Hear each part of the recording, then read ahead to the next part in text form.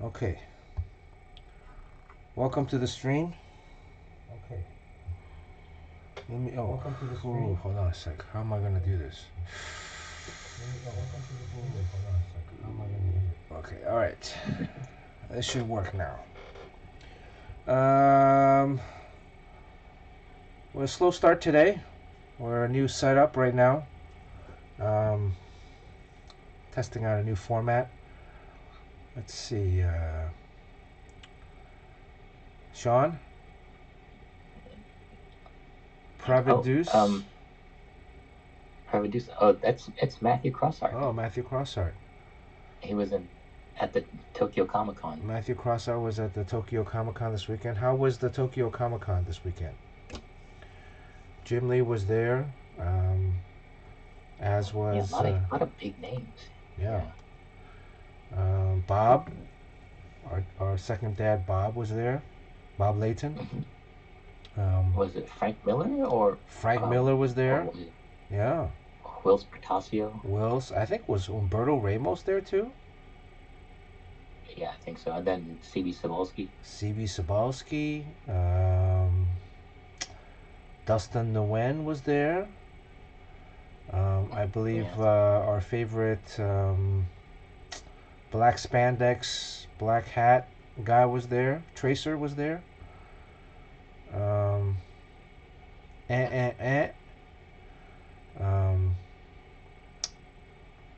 Peaches Momoko was there. Although that's kind of her home base. Sort of. Yeah, but she's still probably the biggest name there. Strangely enough. Yojimbo is in chat. Good to see Yojimbo, our moderator. Let's see. You got priced out of meeting Frank. What was the price to meet Frank? I saw Matthew showing pictures he's been taking with everyone. K-pop junkies in chat? Him and Jim Lee. Yeah.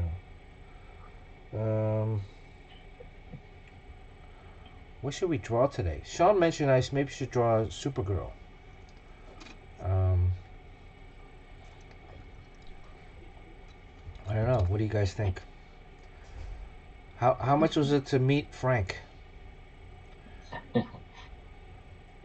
It goes up every year because, I mean, the sad truth is he is probably close to death. I mean, let's be honest. So, try to get your sketch requests in, and no price is too high. 9,000 yen, $64 for an autograph. What about Jim? How much was Jim Lee? I heard Jim Lee had a line, constant line throughout the whole entire weekend, as he should, as the goat of our generation.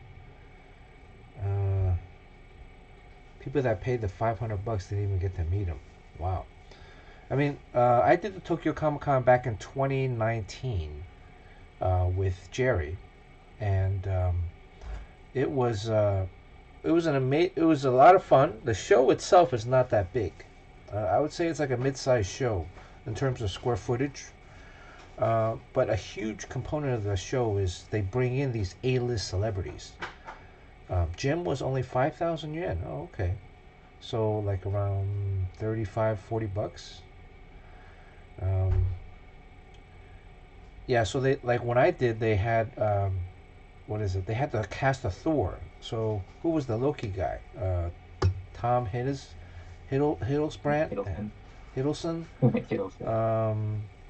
And I think they had like Thor was there. Chris Hemsworth. Todd Hiddleston, thank you. And I remember the first day, it was pouring rain. And it's usually around Thanksgiving weekend. And it was pouring rain, and they made everybody wait in line outside of the convention center. So the thing was, but the line was like around and looped around the convention center. But it was orderly. It was like single file line. Everybody had their umbrellas.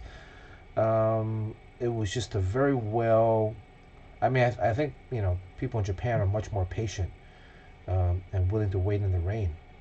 But they had some A-list heavy hitters. Pravidu said I had to wait 4.5 hours to meet Jim. Wow. That's like they need to do like a fast pass thing where you're not standing in line for 4.5 hours, because that's 4.5 hours that you could be walking around and enjoying the show.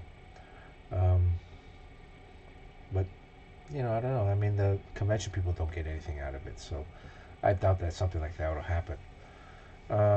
It also makes it seem like, I guess it's like when you're waiting in line to get into like the latest restaurant, it gives it that kind of aura. You got all your stuff signed in the '90s before the current insanity. Yeah, your Jimbo was smart. Got all of his stuff signed early when it was free. Fast pass is a slippery slope down to money paid. Yeah. So I mean, well, the fast pass. That's the whole thing. Is like basically, I was at Imagineering when they first concepted the fast pass system, where instead of people having to wait 3-4 hours in line for Space Mountain or Indiana Jones or something like that, you go and you get a ticket, and then you say it gives you a reserve time, and it guarantees that your wait is no more than 15 minutes in queue. Um, and queue space is actually a huge part of the ride experience, because when you're waiting in line and you're going through, the queue space is well designed in every single Disney ride, because it immerses you. By the time you get onto the ride itself, it immerses you into that world. So like Indiana Jones, you're going through like an actual mine with like axe picks and like ropes and pulleys and things like oh, somebody was actually there. So by the time you actually wind through the queue space and you get onto the ride vehicle, you've forgotten about the outside world, theme park or whatever other things, and you're immersed into that Indiana Jones moment. And then actually, some of the argument was that when you bypass that and just kind of go through that, you lose a little bit of that storytelling component. Um, but anyways, the fast pass was that you'd come back. Let's say you were there at 3 o'clock. You get the ticket. It says come back at 4 o'clock, and you would only have to wait 15 minutes to get on a ride, or 4:30, right? And then so you have an hour and a half of time that's freed up to allow you to go to maybe one of the smaller rides, like It's a Small World or Pirates of the Caribbean or whatever other small ride that's in that land, because otherwise the park gets congested in certain areas. Um, and it's supposed to, so when you go to Disney, instead of going on 5 or 6 rides, you get to go on maybe 10 rides. So it enhances your experience in a way. But in the beginning, the first year or so of the Fast Pass system, they ran into a problem. The first few months, it didn't work at all, because people would go and get the ticket, and then they would wait outside of Space Mountain. They would still wait because they're used to waiting in line, so they would still wait just out, no longer in line in the queue space, but they'd wait like all around the Space Mountain, because they didn't want to like lose their spot. And that created another congestion problem, because if you're going into like Tomorrowland or Frontierland or Adventureland, um, there's a particular circular pathway, and now you have a whole group of people congregating outside of the ride because they didn't want to, like, quote unquote, lose their spot. So they had to actually then hire or reassign cast members to then kind of educate people. Like, no, you can go and you can go ride, another ride. You can go on another ride in between, and your spot will be saved as long as you have the ticket. But lo and behold, as your Jimbo postulized, that the whole incentive was that they also did a mathematical computation, and that extra hour and a half outside from waiting in line, or when you're waiting in line, you can't buy anything. There's no vendors while you're waiting in line. But they said if you're going to go and you're going to open up space and you're going to go on maybe on another ride that's like a half an hour wait, but there'll still be in between time inside the park, you're going to probably buy another Coca-Cola to drink, or a hot dog, or another, lo and behold, another gift trinket. And it averaged out to an extra 25 cents per person through the door per day. And that's a lot of money. I mean, 25 cents a person is, like, for one person, it's not that much. I mean, you're going to buy a Coke. Coke I don't know, it's like $5, $6, probably like $8 now. Um, but you know, that amounted to X amount of money. What's so funny? $8 for a Coke? Well, I think it's probably $8 for a Coke now, for a bottle of 1 liter, 16-ounce Coke. No, $5 at least. I want to say at least in God. Disneyland. I mean, how much is it in the airport? Disneyland and airport prices are very comparable. Maybe in the airport it's like $5. So maybe $5. I want to say, I wouldn't. Who's been to Disneyland late? I haven't been in like 20 years. Maybe like Same 15 here. years. Uh, Private Dude said nobody paid $500 to be there.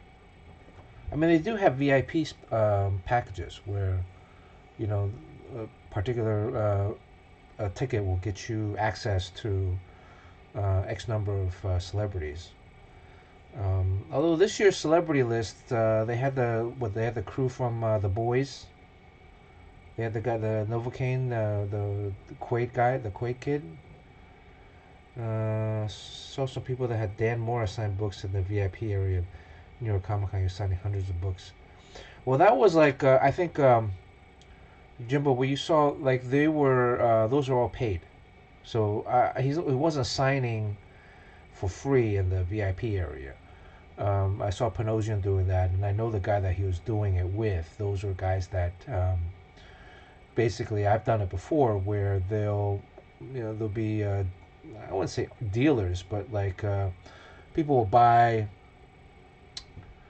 a couple cases of books, 1,000 books, and then they'll pay you or they'll pay the artist a set fee, a dollar or two per signature. And then you just sign all those books, and then they'll take them and they'll resell them on eBay, and then they'll get some graded, and then they'll resell those. So it's yeah. So I don't think he was doing it for free. I think he was um, getting paid to do all that. And it's I mean, just for signing, in less than an hour or so, you can couple thousand bucks. I saw some people that had Dan Morris signing books. They paid that in Baltimore. Oh, they paid that in Baltimore. The $500. Miller was late. Most of the people didn't get to meet him. He signed for half an hour and left. Wow. $500 to meet. So Japan was actually a pretty good deal. Um, his quick sketch price started at 500 in New York Comic Con.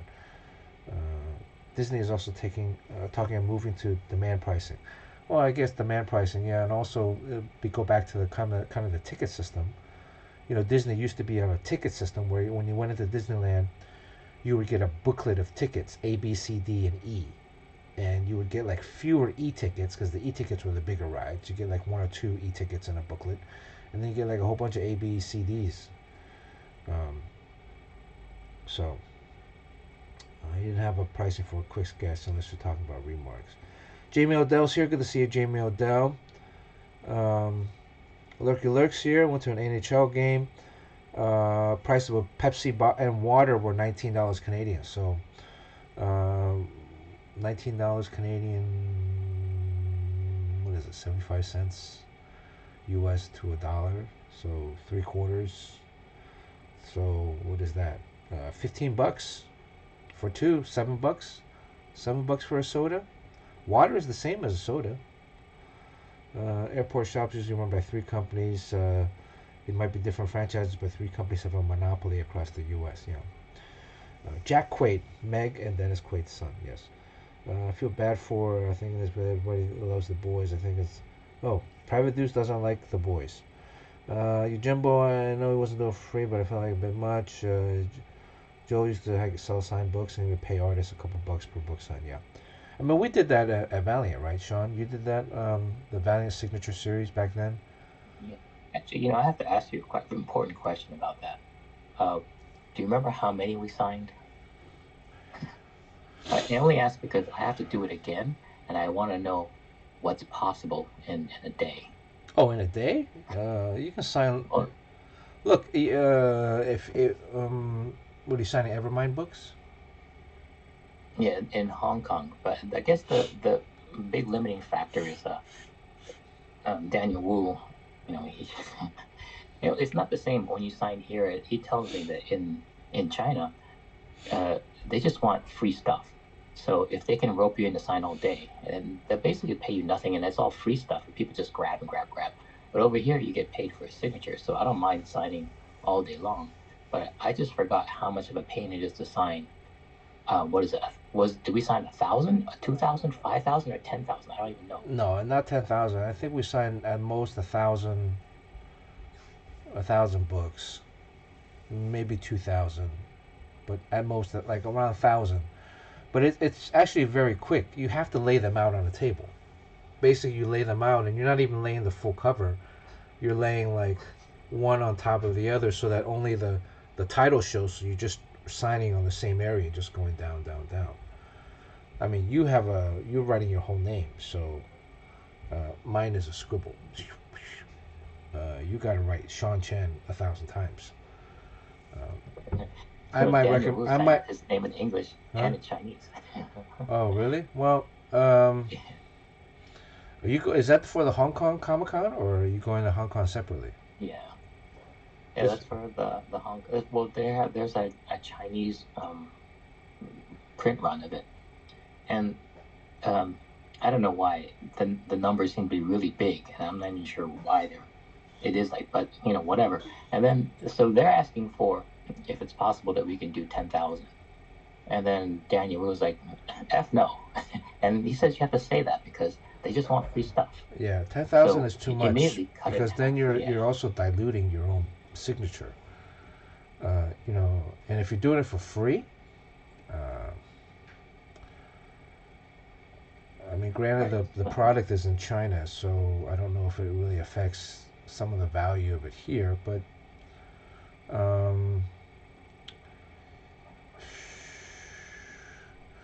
look, it took me about an hour to sign like 1,000 books. That's a good benchmark. So, but you have to limit it to 1,000. You have to limit you have to lay everything out on a table. Then depending on the table, I mean, if you're at a convention or a hotel, you can get like 2 or 3 of those tables and just lay all the books out, and then just basically go one down, one down, one down, one down, and then one down. Yeah, it was going to be easy because it was kind of a pain. I'm trying to get we didn't like to get people in the same room, so we figured out, we'll just kind of like, they'll send it to us and we'll just do it at our own leisure in our own place, which was fine. And then Carl says, "Oh no, we want to film it because it's good for socials." Yeah, you want to film it because I mean, it's only like a few seconds though, really, of footage, but you still want to film it. I think it's cool to see that you sign. I did it recently for. Let me find a. I did it at home, and I basically cleared out my kitchen counter, and I forgot what book it was for, but I mean, that's good. But then you're getting Daniel Wu and me signing together, so I mean, that could end up having to be just for socials, like a plane ride and then meeting up at a certain same location. And he's always on movie sets, so I don't know where the hell he's going to be. And it's just a big pain in the ass for like a. Well, to coordinate, fake it with AI. To coordinate the two of you guys together is the problem at the same time. Because you could obviously sign it one day, and then they have to collect it, and then you sign it, and then he signs it another day, right? But I mean, you could get through. I think last time I did it at home, it was like a couple hundred. It was like a box, 200, and it was fairly quick. The longest time was setting it up, because what you have to do is you have to and make sure the marker, depending on the cover. I mean, if he's having you sign like foil covers, that's going to be a problem because the ink has to dry. Yeah. Right? But if it's a standard comic book cover and you're using a Sharpie, the Sharpie dries fairly quickly. And then it's just really laying out the books is the key. If you spend the time laying out the books properly on the table, you can get through, 1,000 fairly easily without being that tired. But you Oh, also, you know what? Also, huh?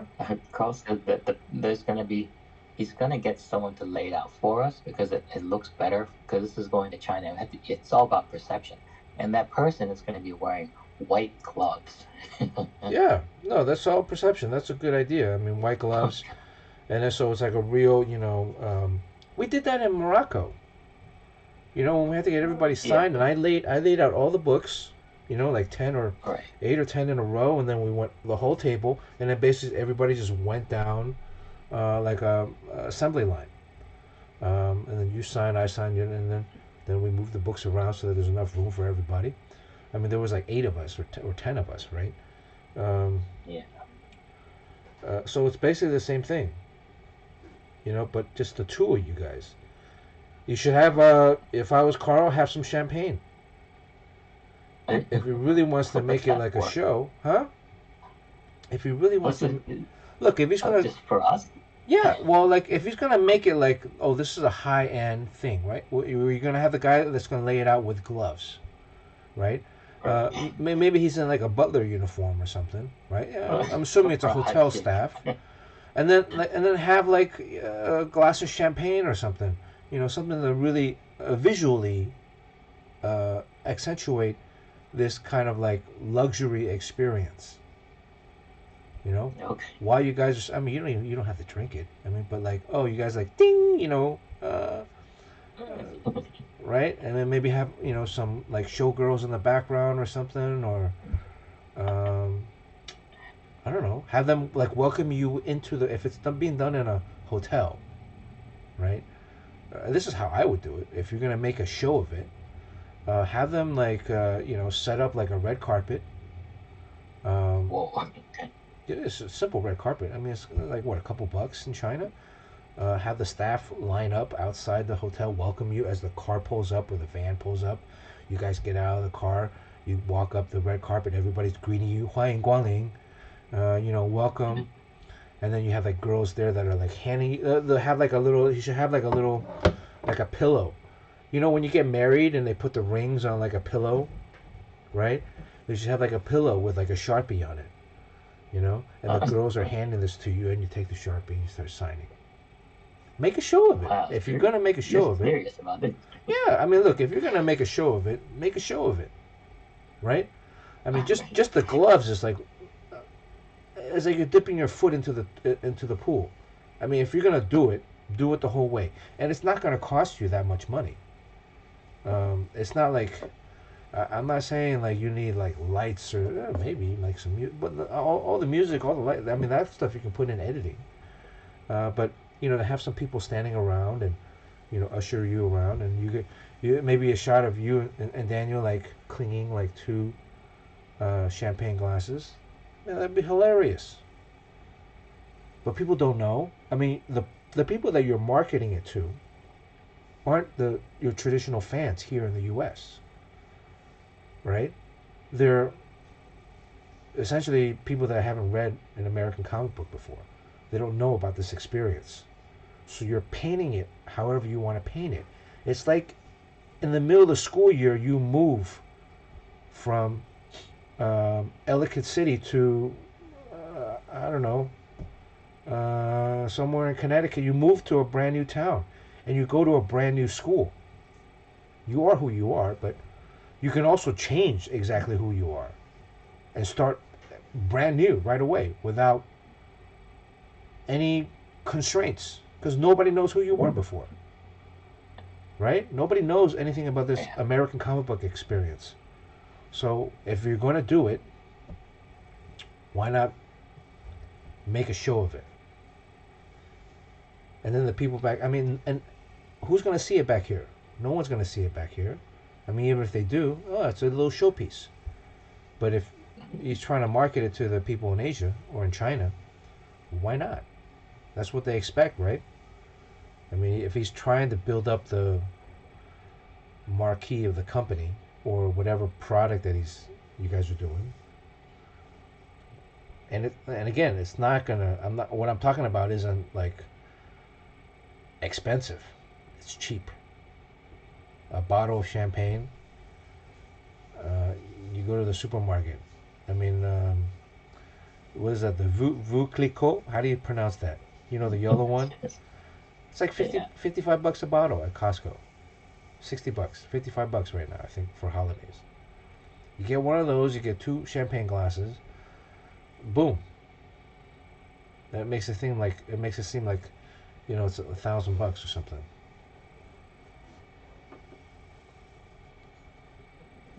Jim used to do free sketches. Yeah, Jim Lee used to do free sketches, but no more. Well, he still does, right? Yeah. Like a limo is like, man. Like Tommy. When I said the story when Tommy Lee and Tommy Lee Edwards and I went to the screening of what was that Denzel movie where The he's Book of blind? Eli. Book of Eli, right? We get there, we're like 2 schlubs. I mean, we had tickets on the red carpet. We had access to the red carpet, and then I was like, oh, dude, let's. I'm gonna tip this limo guy that already dropped off some celebrity. I'm gonna tip him like $20 each, and then have him drive around the corner and drop us off again because he already has the pass to get into the VIP red carpet drop off, right, for the other people. So yeah, made it look like we got out of a limo. Um, you know, uh, so if you really want to do the show, it's not going to be that much. It's not going to be that expensive. Anyways, am I drawing something this week? We've had this. The other thing I was thinking that I can do this FRIEREN sketch, um, but I can do the FRIEREN sketch, but draw other characters in this pose. Why don't I draw Supergirl in this pose? This is a difficult pose. It seems like you can do it, but then on stream, I think it's one of those things you really have to focus in. Um, but yeah, I think it would be great because I mean, I kind of already did it. The other thing too is like when you there's a difference. I did the anime version offline. This is last we were on. This was the FRIEREN version that I finished up and landed on, based off of kind of more of a realistic human features, and really having the head tilted up. Um, yeah, I think I'll just basically modify this drawing and make it yeah, Supergirl, that's a good idea. right? So I'm not killing 2 birds with one stone. But um, the anime version, the manga version, if you look at it, it's so simplified. The mouth is so small. There's hardly any um, shape. The shape is really just the exterior line of the face, um, and even the eyes, really. But pretty much it's because it's so simplified. Your brain and your eye fills in everything else for you. The more realistic it gets, the more ebbs and flows or different surface fluctuations. Um, the more realistic it gets, the easier it is for it to kind of go askew because your eyes then recognize the human face and like, oh, that's not a human face. Whereas when it's so simplified in an anime or manga style that you can get away with a lot. Um,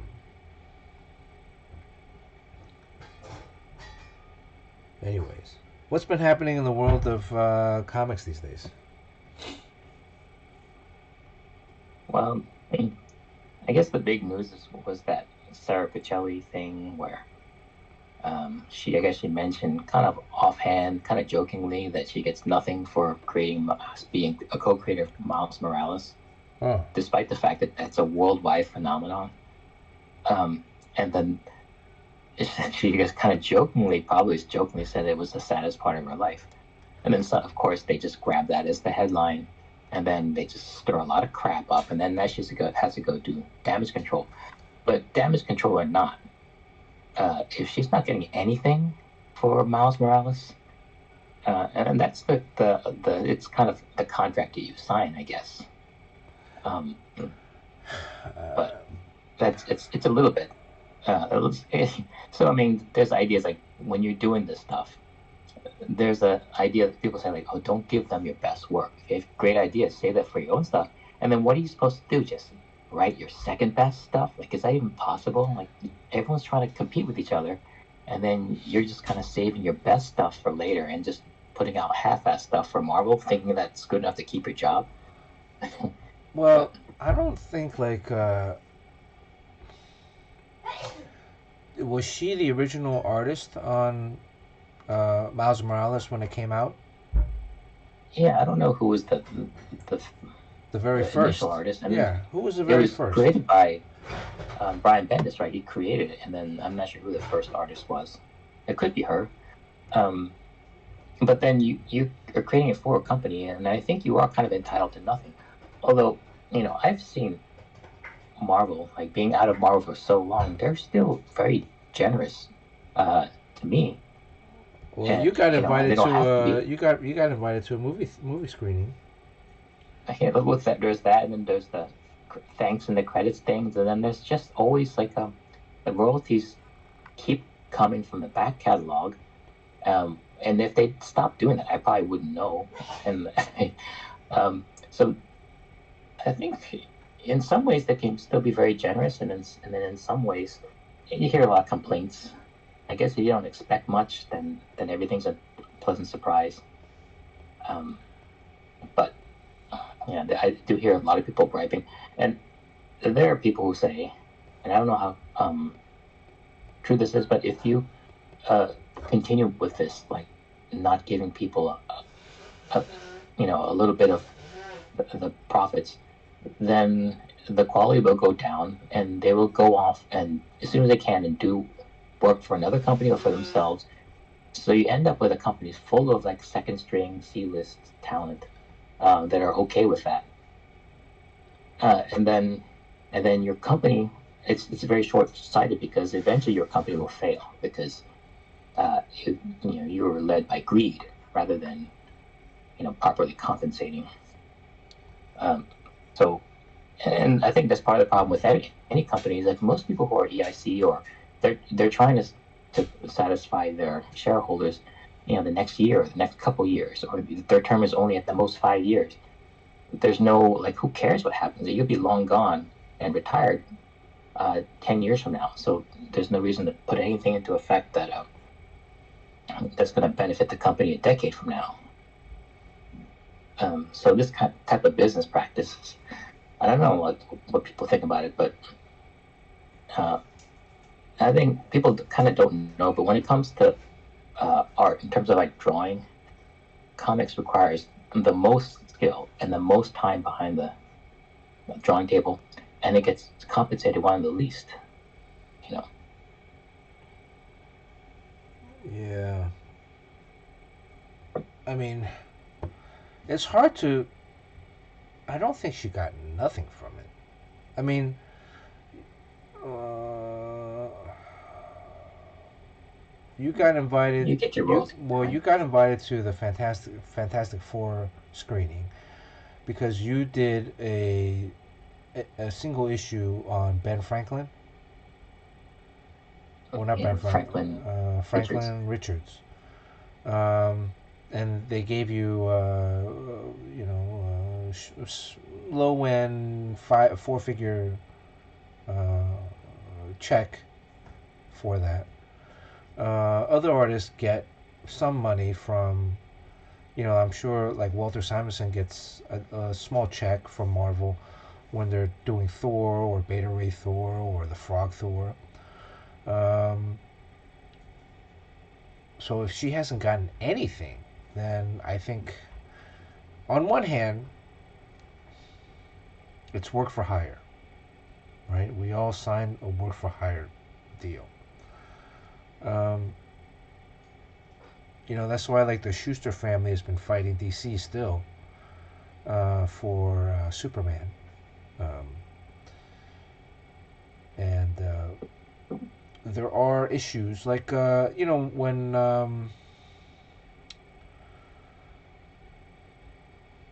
so here's another argument, right? Is I'm not saying this is right or wrong, and I'm saying that this is something that I've experienced. So when Adam Glass uh, created and I created Crush for DC, um, there's a difference between creating Crush for DC and creating Roundhouse for DC. Both of those characters were in Teen Titans when I drew them. Crush is the daughter of Lobo, and was probably the most popular character, the new character out of that Teen Titans run that we had. I mean, she's reappeared in the universe of quite a few times since. Roundhouse has too, but Crush more so. And but Crush, we were told we would not get creator rights for Crush. And creator rights being that there would be a maybe like a creator incentive package.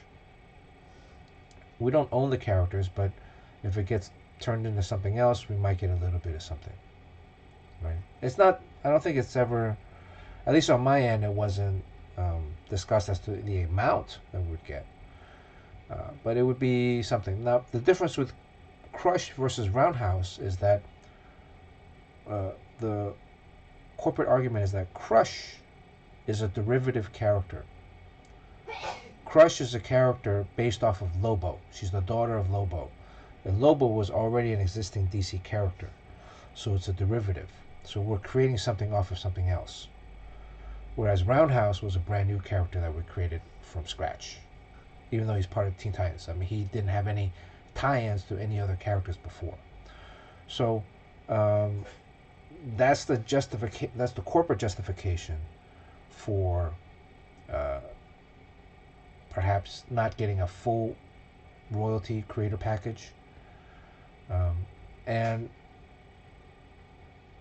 on some cases, you could argue that, or at least they could argue from a corporate perspective, that Miles Morales is a derivative character of Spider-Man.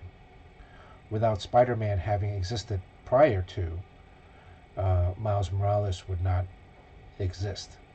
Even though Miles Morales has expanded and become his own character and really created a whole kind of corner in the Marvel Universe or Ultimate Universe for himself, as well as like Spider-Gwen.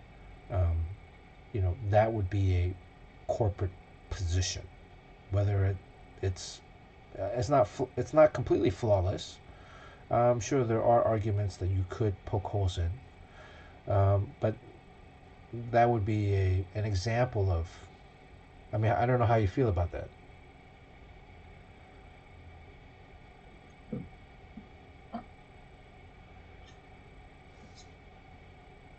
Yeah, well, I don't know. It's on a case by case basis. Like things fall between the cracks all the time. So. So she's obviously going on like having to go on a whatchamacallit tour where she's trying to apology tour. No, like a damage control tour, right? Because she's still, Yeah.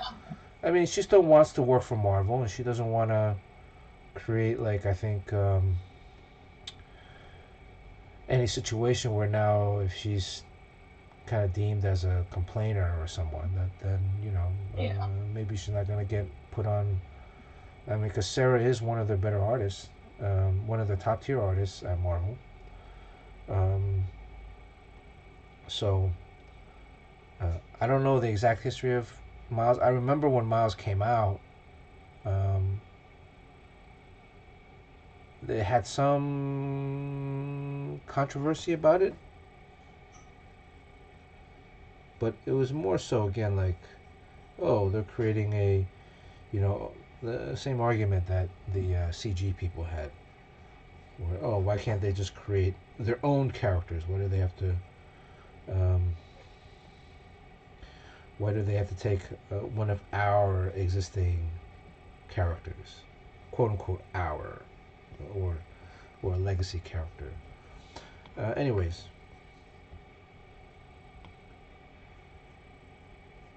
So this is going to be Supergirl you're drawing? Yeah, I think I just draw Supergirl. I mean, what is her outfit? From the chest up? Yeah, from the chest up. Because then if I, let's see. If You I can get did the S in this, there. I'd get the S in here, right? A little bit of cape. A little cape. Let me see. Yeah, she's a unusual looking gal that they chose. I like the fact that they're not just going for like the hottest actress out there in terms of like looks, because they don't know what to do with her. So they really need to just kind of take into consideration the whole character, her story arc, and everything, and find the person who is, you know, like a really good actor, someone that is universally thought of as good, like Paul Dano. Was there a controversy with Paul Dano recently? Yeah, What happened there? it's Quentin Tarantino went on a podcast. He probably was in the green room drinking too many uh, green apple teenies, and then came out and just ran his mouth, and just it's just really weird. I think when you get big enough, and I hope to get this big, where you can just like go onto a podcast and then just say like, you know what, who I really hate, this person, and meanwhile that person is just like at home, and all of a sudden you hear just like, oh man, I just woke up and thought this was going to be a regular day, but all of a sudden this person just Well, what was his calls me a reason? piece of What shit. was his reason for hating him? Like, have they met Oh, he doesn't like before? his acting. Oh, he I doesn't don't think like it. they've met. Um, but yeah, he doesn't like his acting in Wow. There Will Be Blood, which is weird because I think, and that's an opinion, but it just seems like that it's an opinion that absolutely no one that I've read agrees with. So that's weird. Maybe he. I mean, Tarantino. Is he past his prime or is he still peak? I think. Well, I think he took himself out because he said he was going to do 10 movies, and I think he did the final one, Yeah. and then so he's done. And I think he's going to switch to. He still likes to write, but he's going to switch to writing books because I guess you work really, really hard to create a story and create a script, and then you think like it'd be great to be done at that point. But then he actually has to switch into movie making mode, which can be even more exhausting than writing it. And then you have to create like acid and actually spend time in the cold and make a goddamn movie. So he likes the writing part, and then the moving part was a big love of his. But then if you've actually hit it out of the park like 9 times, how much more do you have to do? So he's pretty much, I think, done. Um, and then he's big enough to speak his mind, and Yeah. then I just think it's really rude. And the second thing I was surprised about is that no one agreed with him on that. Like that's like a take that, like, it'd be great to do so well to be almost universally loved that if someone says anything bad about you, there's not one person who will say I agree. you know? Uh, shoot. I'm trying to pull up a reference file. And there's some shots of her in her costume. Um, you know what I found out about her as a character? She's the cousin of Superman. But Superman, I think, he gets his power from the sun, so his personality is optimistic. So conversely, I think his cousin, Supergirl, doesn't have the same personality. Um, she's You would think that she's the one that's all like bright sunshine because she looks like she could be into Disney Right. movies, but she's cynical, a drinker, and then she has that costume, but often throws like just a brown overcoat on top of it, which is hilarious. Well, I'm curious how this movie's going to play out. Well, the trailer launches tomorrow? I think well, actually Thursday. I got the day wrong. Okay. Let me see if I can. So you should definitely show it on IG on Thursday. Whenever the trailer launches, I think it's Thursday. I'm sure someone in the chat knows when. Well, she's based off of this one, right? She's based off of this. Bilquis Ilvi, is that her name? Yeah, the recent Supergirl of Tomorrow or something. Tom King. Justice. But I wonder if that personality was the same as there was the Helen Slater one, and then there was the what's the other name? The other person, Melissa Benoist or something. Oh, the one Whether on the TV those show. Supergirls were different, whether they have a different personality. Because this one seems like she's always has like a bottle of alcohol and she's wearing an overcoat over her costume. How do I how do I interact with this?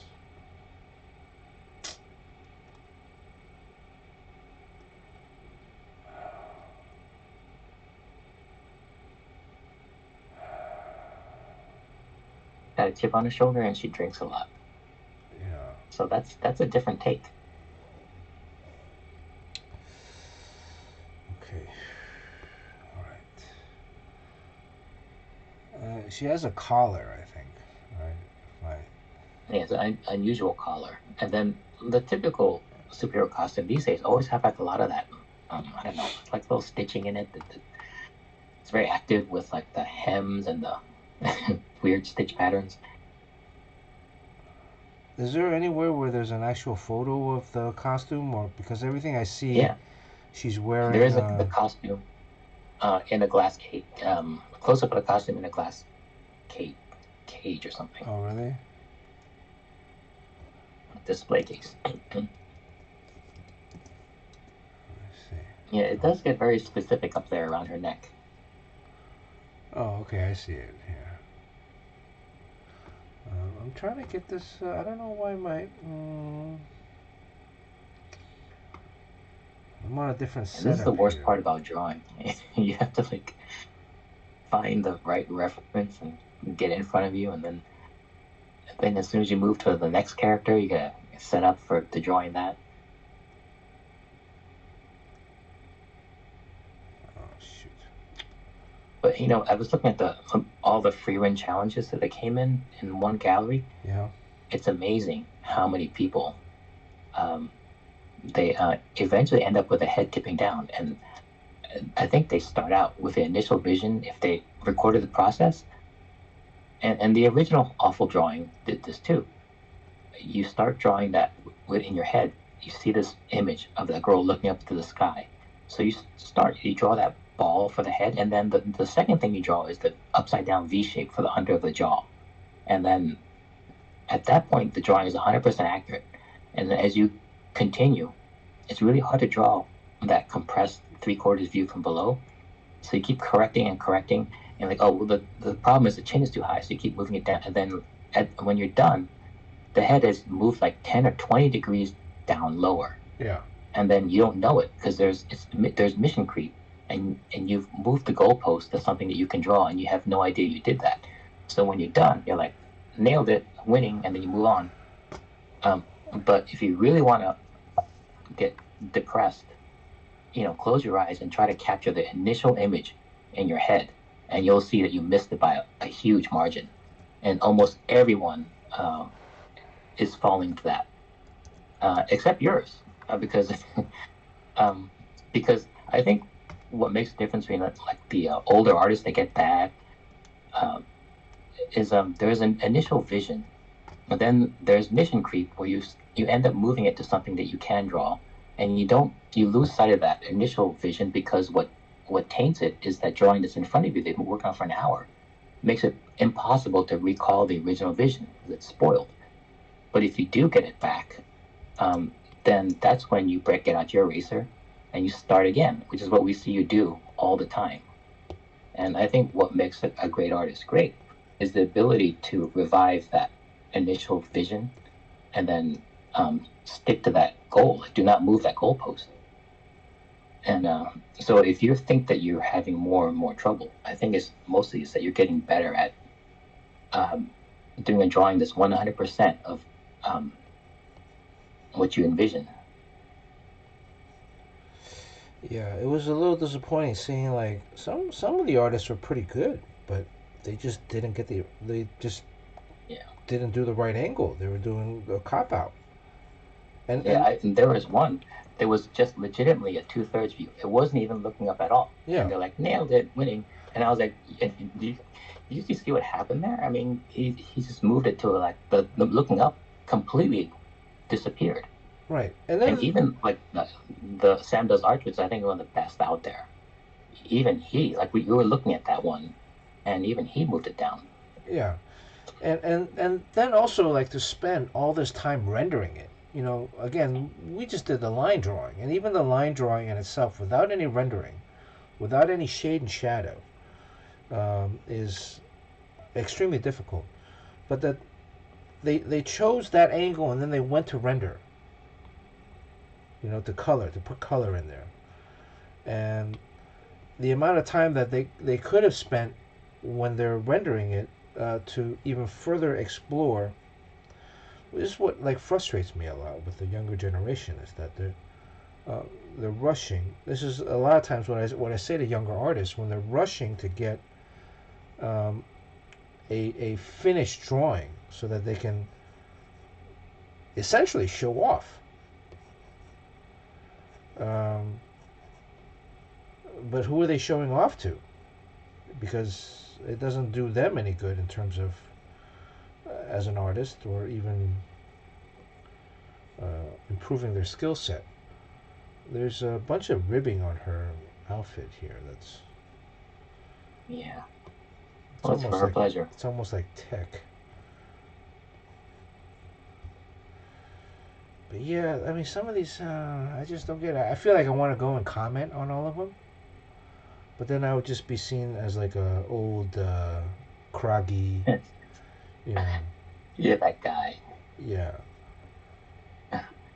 and then But I mean, to their credit, they don't know that they've moved the goalpost. I think it happens, and it happens with every single drawing you do and every single panel. Um, and I think ironically, one of the people who keeps the original energy and dynamics in his mind all the way to the end is Rob Liefeld.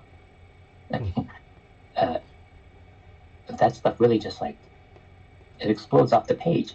And when people try, they initially conceive of drawing that way, but then when they're done, it's kind of like what there's a difference between Rob Liefeld and Travis Charest. Like Travis Charest is so good with draftsmanship, and then Rob Liefeld's not known for his draftsmanship, but the power and energy and the pureness of the pose is still there.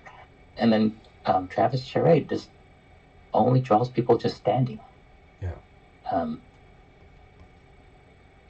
so I think like what we see you do a lot when you break out the eraser is something that you rarely see, and certainly not within this next generation. To do a gut check of what were you trying to do originally with the drawing, and did you arrive there?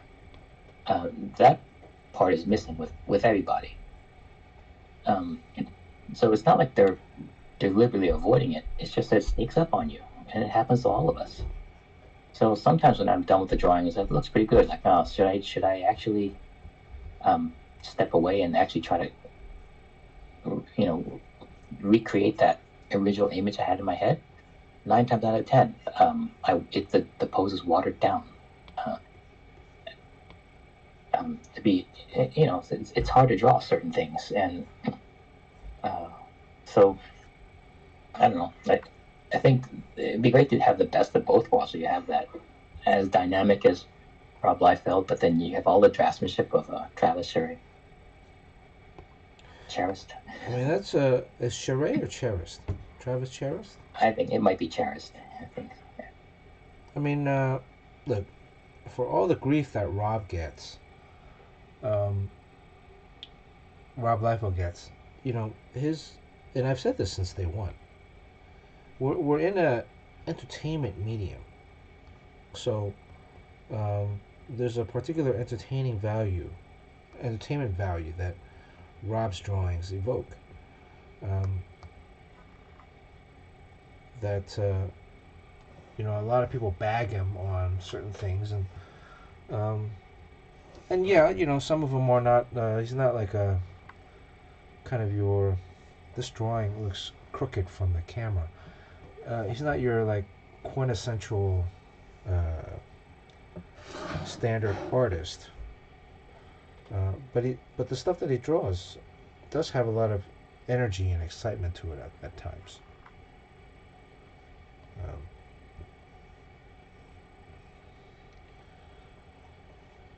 I wonder if Rob would do the Freeman challenge, Freenan challenge.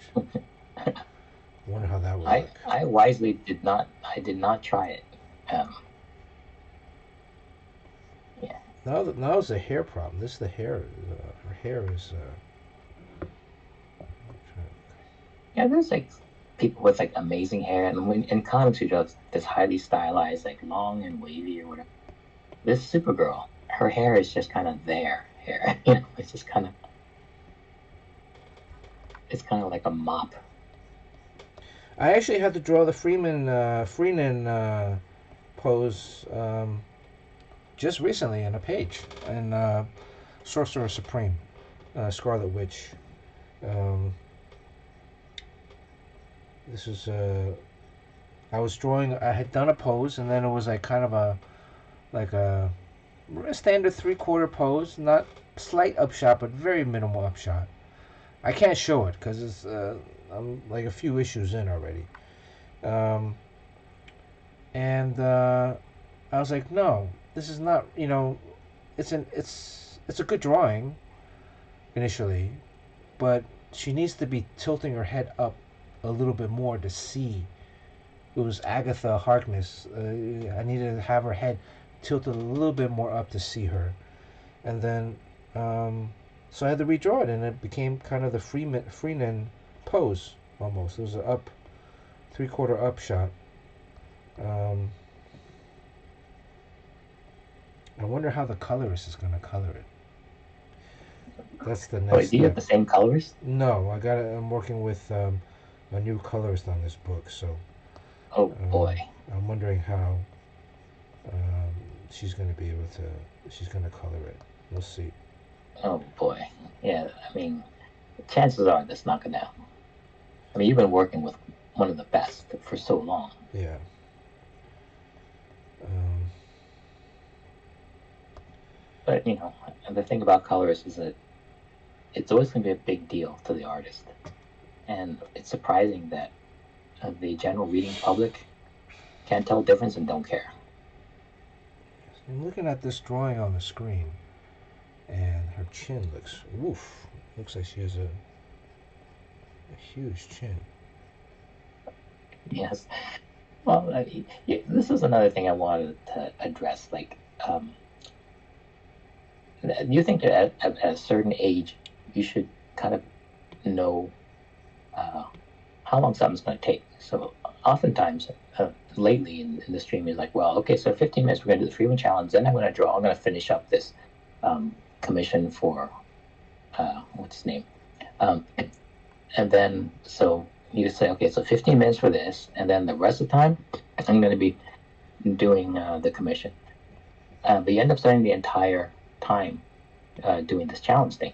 And I've noticed before that happens too. I'm wondering, like, has that always been a thing, or is that kind of like a recent thing? And what does that mean if it's a recent thing? Because like if you're a plumber and then you got to put in a toilet, the client's asking like, well, how long is it going to take for you to put in this toilet? You should say, well, let me see. This is about the 400th time I put in a toilet. It's going to take exactly 43 minutes. And then if the guy's 50 years old, he should kind of hit it within a couple minutes. But what you don't want is the guy saying it's going to take about 40 minutes, and then it ends up taking 5 hours. That guy either means he's learning nothing over the past 400 attempts of putting in a toilet, or I mean, there's just no way you should be off by that much. Yeah, I think a lot of it's just. I mean, well, we're talking, and then I'm looking up stuff, and then we're talking. I'm getting distracted. Yeah, that's a big part of it. But I mean, it's not always bad, because here's what I think a lot of it is, and it's connected to this Freeman challenge thing. You're actually connecting with the original vision in your head, and then it's not there, and so you start again. Whereas before, you would have just said, nailed it, winning, and move on. So it's not entirely a bad thing. It's just that you're scrutinizing your work more. Well, and it's also work. It's not like it's also work in a sense that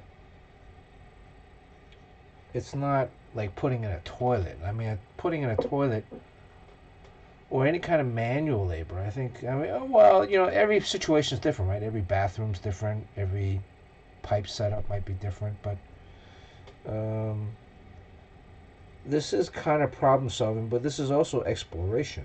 Some of these things. Yeah, it's creative. Yeah. Yeah. So the timeline thing can be a little deceptive.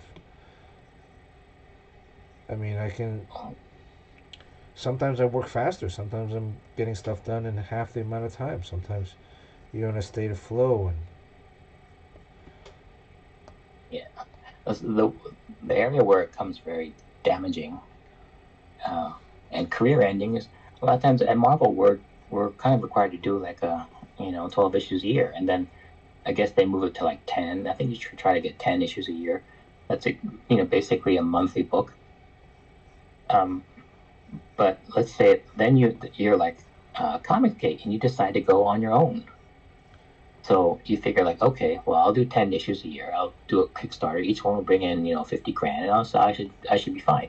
Then you start doing your book, and then it's not 10 issues a year anymore. It's one issue every 3 years. And how did that happen? yeah. Well, there's no deadline. Or they're making money streaming. I mean, they're making money streaming. So why would you want to make money drawing? Right? You can jump on and you can jump online once a week and get all these super chats and then start making money. But then you got to spend time actually drawing. I mean, drawing comics. I mean, out of those CG guys, I mean, who really is a pro? I mean, out of Ethan is the one that has the most experience. It's kind of funny. Like Shane Davis, he drew like how many books did he draw? Like 8 or 9 books for DC total. Maybe I don't know. He drew that Superman book. There was like 2 or 3 issues of that, and then maybe some other fill-in issues here and there. Well, maybe 10 or 12 total. I mean, he claims that he's a 20 plus year employee of DC, and then he counts the years that he spent working at the WB store. That's just that's just hilarious. War with someone. That's just hilarious. Okay. How can you count time working at the WB store as like a sales clerk or like a cashier as time working at DC Comics? I mean, that's a little padding. That's a little extra padding.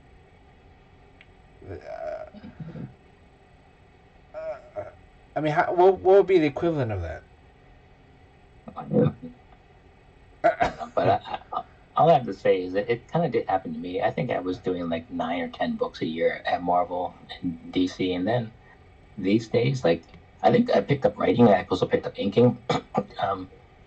So, and then if it's your baby, or you're not just drawing something that a company owns and someone else wrote, it's a different ballgame. And then I think one of the things that happens is like if you write yourself, like writing is it's 80% fun, and then there's like another 20%, like 10% that's like actual work.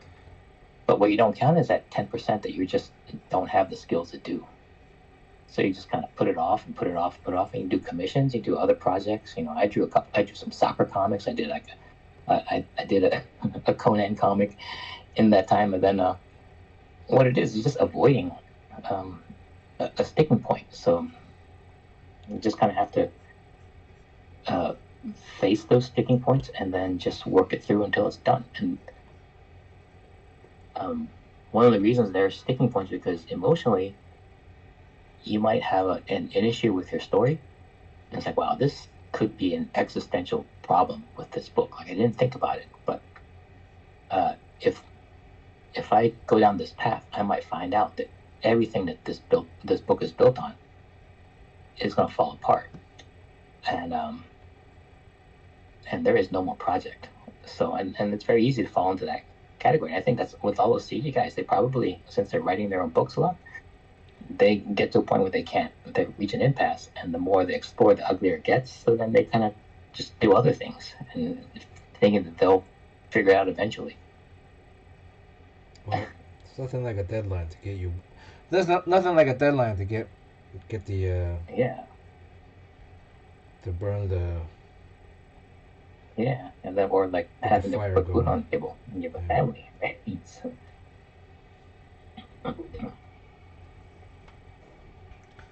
Do I get to count the years that I've had Netflix subscription into the amount of years that I'm working for DC now? well, look, you worked at Disney before you worked at Marvel. Marvel is Disney, so you can count your I, Imagineering I get to years. count my Imagineering years as my Marvel years, Yes, yeah.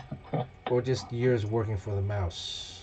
My And then experience. also, you can also, if you went to Disneyland, maybe you can count that too, Yeah, as a yeah, kid. but it's the WB store. It's not even like consumer products or uh, it's the WB store. You count your time working in a store as Okay. uh,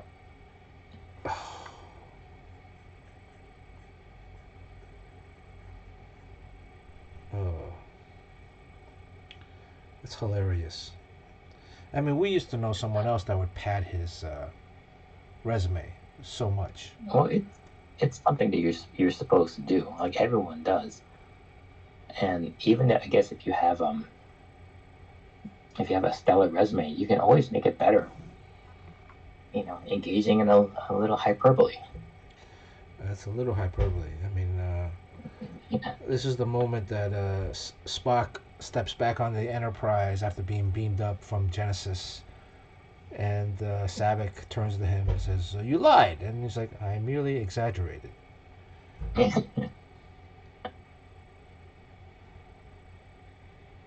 The U.S. government hired a kid who worked at a garden center as the counterterrorism director. Yes. Do I get to count my years of experience reading DC Comics towards my career as a comic book? Yes, you do. In those metrics, you do. Um, you get to count the hours that you spent inside the comic book store too, looking for the comic book that you wanted to buy, as experience. If you want a job in distribution, you can always count the years that you had a paper route when you were a kid. Hmm. No, you get to count those when you're delivering newspaper as a kid. You get to count those as part of your journalism years if you were a journalist, Yes. because you actually physically touched the newspapers and you were delivering the news to the public, the direct consumer. Yeah. Uh, 20 proud years of delivering the news to the people. uh, Working at the WB store.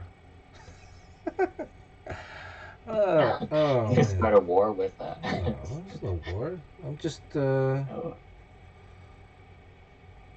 I mean, he's very proud to say that those are the years that he is a WB employee. I mean, and I'm curious. Like, was that a uh, staff WB? Meaning, like, you got health insurance, you were on staff, or was it one of those temporary jobs? that's funny. That guy. He's. I guess he was a huge writer. He still is really a huge writer for Marvel. I forgot his name already. He created Cosmic Ghost Rider. Um, uh, that guy started out as an intern at Marvel, as I read in an interview, and then he said like what years it was, and I was like, hey, I was at Marvel. I was every Friday I'd be in there, so chances are I saw him on a Uh-huh. regular basis. this huge writer who I would kill to work with because he is such a big name. Comic He book was an writer or intern, and I TV? was like, Oh, comic book writer? yeah, Or, oh, okay. yeah. Who created Cosmic Ghost Rider? Someone knows.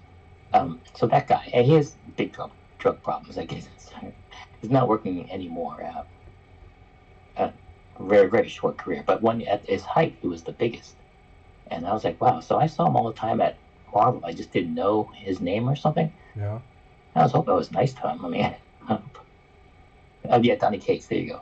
Donny Cates was an intern when I was there, just in the office doing artwork.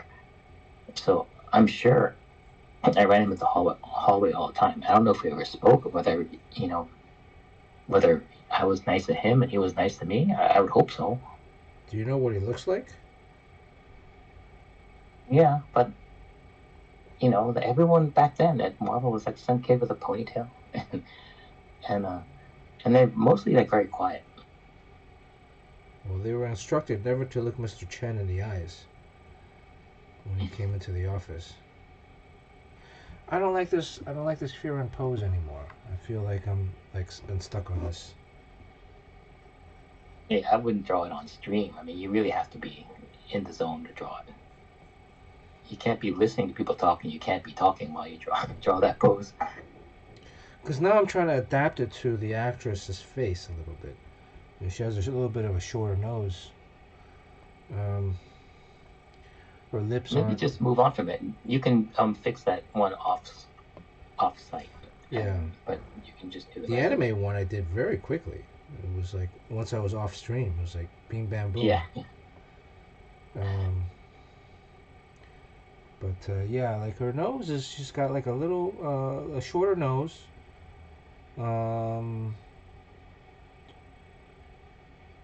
It's just I'm a looking little at bit of like that. She's got an unusual face. her lips are very like, defined. Yeah. Yeah. But yeah. I think and then like maybe little puppy dog eyes where they're kind of down at the edges, and then also her mouth is kind of. I don't know. She looks like she can be pretty mean. her lips are very defined. They're very chiseled. Yeah. You know, they're like very sharp almost. I would say, at least the pictures that I'm looking at. Yeah, so I'm trying to say, oh, maybe I can do a likeness of the FRIEREN pose, but woof, this is a big fail. Well, yeah. Once again, like I think you in the beginning you have these ideals and stuff, um, and then there's problems as you get into it. And my thing is like after like either when you get to a certain age, you should know what you're in for before you start drawing because of experience. But then again, experience doesn't count for anything if you kind of move the goalpost to get better. Then anything you've done in the past doesn't really apply in terms of like the timing.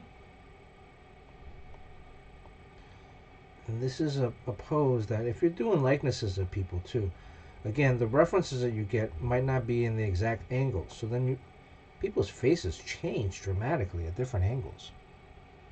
Yeah. Yeah, we were talking about that FRIEREN pose and how it's impossible to convey an emotion while at that angle. The FRIEREN pose is still, I still see people posting. So, too bad the guy that space balls, who was the first person that they can't monetize it. Oh yeah. So you started this whole social media craze, but there's no way to monetize. Is there a way to monetize the FRIEREN?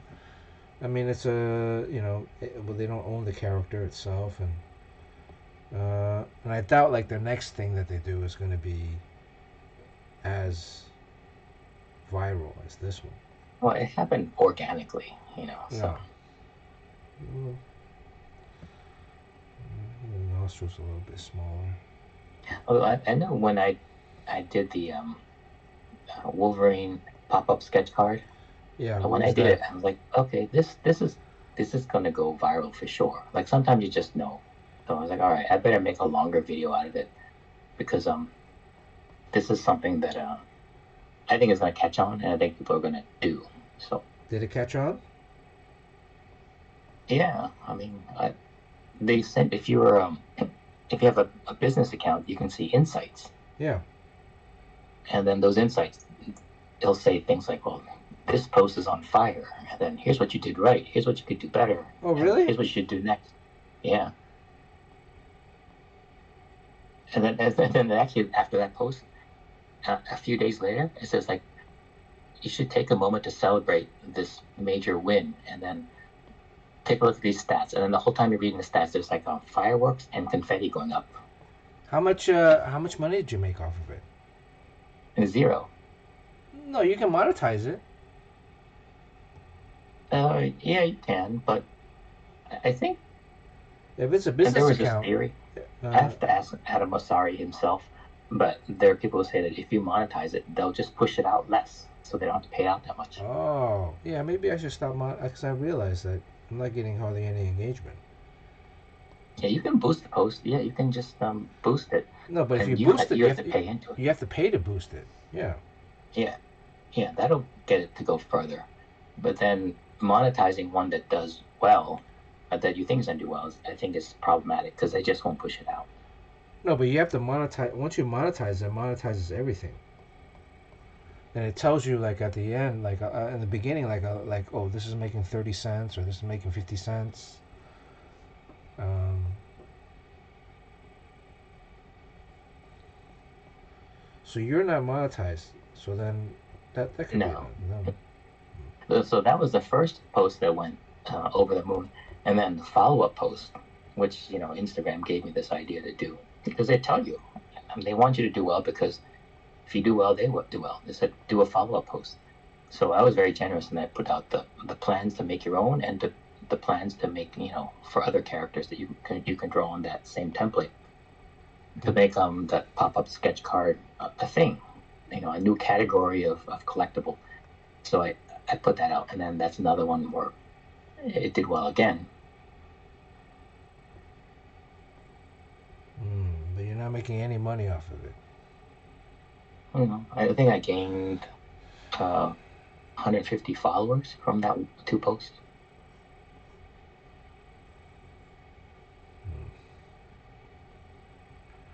I think I've been stuck on the same followers for the last year and a half now. Yeah, that's everybody. I remember a couple of Chinese New Years ago. I was like, oh, look at this. I have 88.8 thousand followers, and it's Chinese New Year.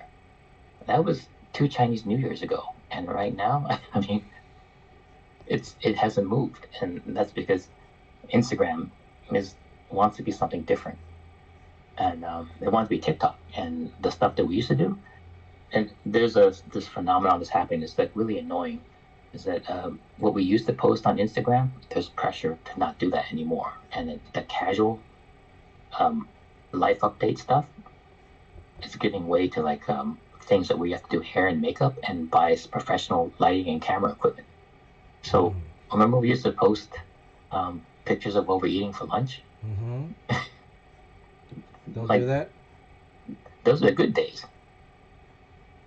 Well, give it another year, it'll be all AI influencers anyway, so.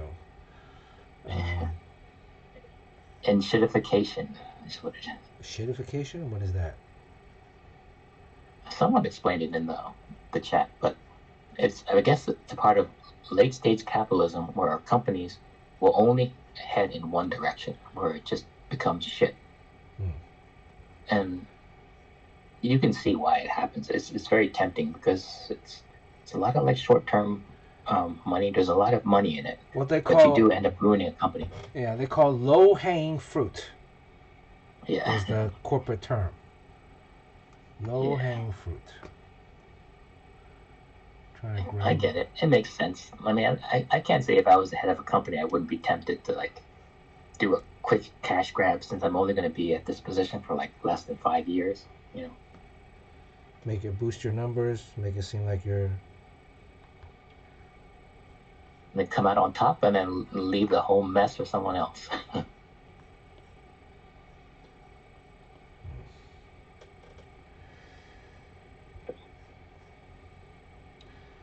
don't know. I don't think this is going anywhere, this one. Well, this is me drawing every day. It goes off the rails, and it's headed for the trash bin. But then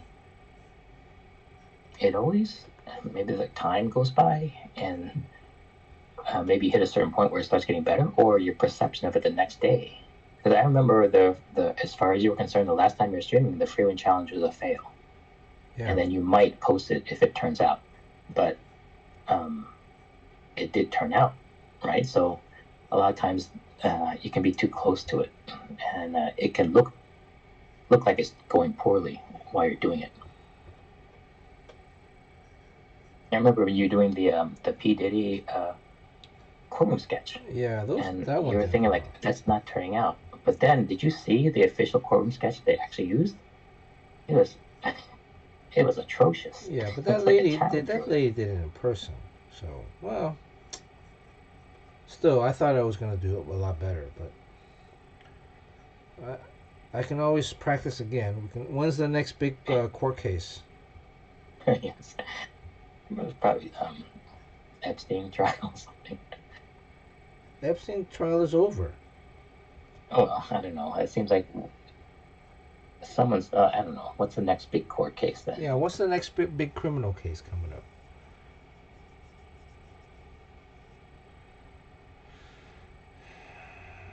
Yeah, that's a good challenge.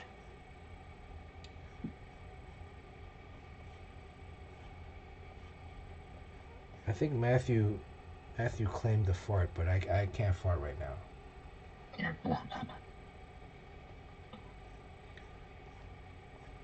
This hair thing is.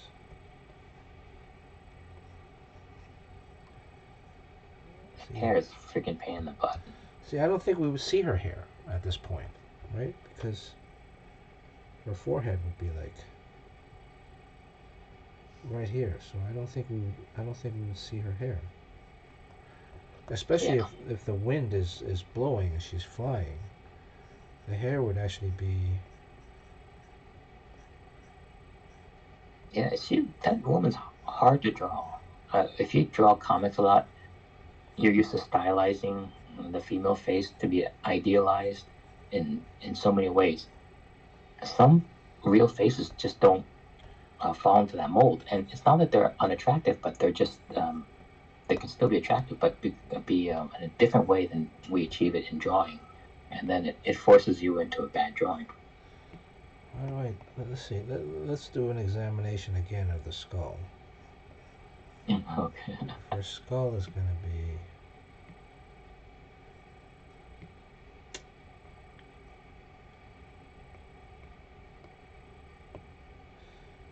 If this is her skull.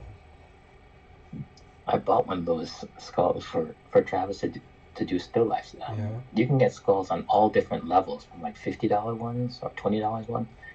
And I bought a good one. This is like a few $100. Why don't you make one? And then you can sell it. Wow. It'll be the Sean Chan Freeman skull. So I bought it for Travis to do his artwork. Yeah. And it did work. I mean, we did some great still life. He did some great drawings of it. And his portfolio really kicked ass. And as soon as we went to portfolio day, like there's a lot of schools mentioning the S word, which is scholarships. And then he ultimately decided to go into technology. I don't know what he's going to do, but it's not art. So what's weird is at the school he's going to, just Fredonia, it's a liberal arts. So you're supposed to take a well-rounded course of a lot of things, including some form of the arts. And he opted not to involve himself with art because it takes too much time, and it'd be, even though he'd probably be the best artist there, it would be too much work. So instead, he took like a creative writing class. It's even more work. No, because the thing is, you have to do produce like paintings and stuff, and then with the creative writing, he has to do like just reading. So he just read. Oh, just read. He just wants to like have an easiest time possible. But imagine like to be able to slay in art and then just not do it because you just don't feel like doing it. Well, he might have a midlife crisis later on. Yeah, it all He'll come back. it all come back. He eventually Yeah, will come back. I'll take a, as a girl. It's like, man, I wish I could draw. I wish I can have some of this art. And then he's like, oh, I used to draw. Well, All of a sudden, it's cool again. or he's gonna realize like all the other stuff is really hard too. And in the art stuff, Yeah, at least he has a leg up on everybody else. yeah, and it's creative too. I mean, it just has no purpose right now. Once you find a purpose, then So art could be a big part of it. if we're doing, let's see, the head.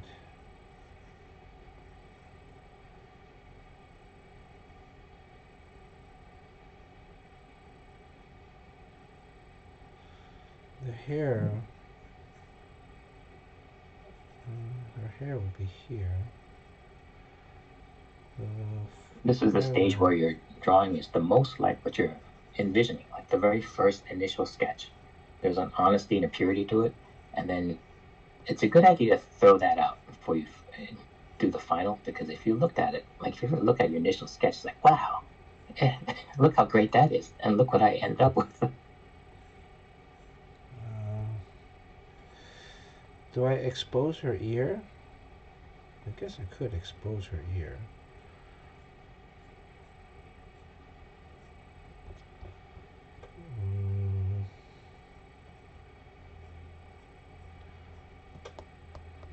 Expose her ear and come back.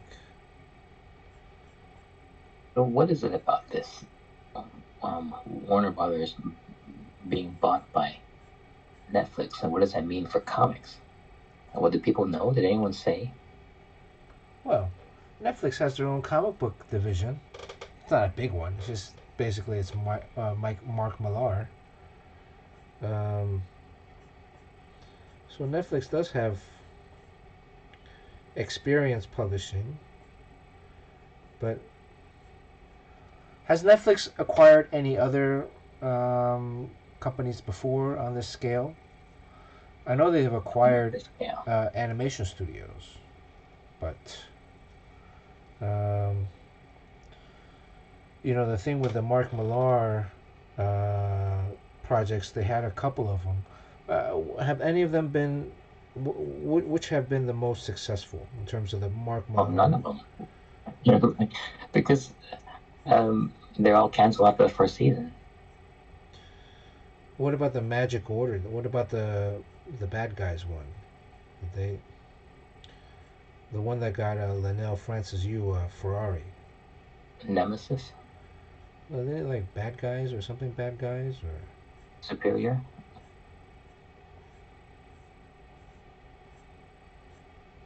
I thought it was something bad guys. Well, there's or villains. Something villains. Yeah, I mean it's the villain. It's Nemesis, right? Oh, that Nemesis? The white colored Batman-like person that is the villain.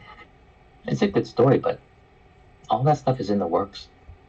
A lot of things. Oh, Super Crooks. Super Crooks, right? Yeah. Last one season, and Netflix doesn't give anything a chance, and Netflix is. I mean, talk about inshitification. A lot of their stuff. Like I saw, what was that? That movie with Charlize Theron. Red or Code Red or something. Code something. It's that one where they're like live forever and they're soldiers. What are they called? I forgot. Yeah. But the first one I saw was really good, and I was like, wow, there's the second one. And when you watch the second one, it's like, oh, this is such shit.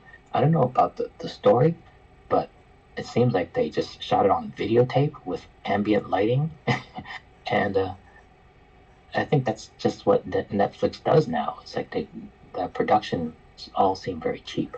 Well, I think usually maybe like they'll spend money on the first one, but then the second one, it's more like how many more are you gonna do? So,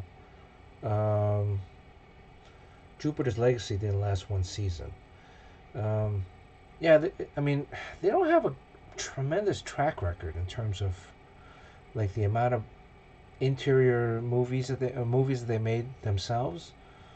They have celebrities, but I watched Happy Gilmore 2. Wasn't the biggest fan of Happy Gilmore 2. Uh, you know, but they have a deal with Adam Sandler. Some of his other movies were okay, like some of them were okay. Um, who's the other guy? David Spade movie was not bad. But then some of them were like clunkers. The Extraction movie was good. The first one with Chris Hemsworth. I thought that was exciting. But then I gotta watch it. there was one where they were on an island. I think Chris Hemsworth was on an island. That one was like it probably could have been like a short film. But they were trying to make a lot of content. So who knows?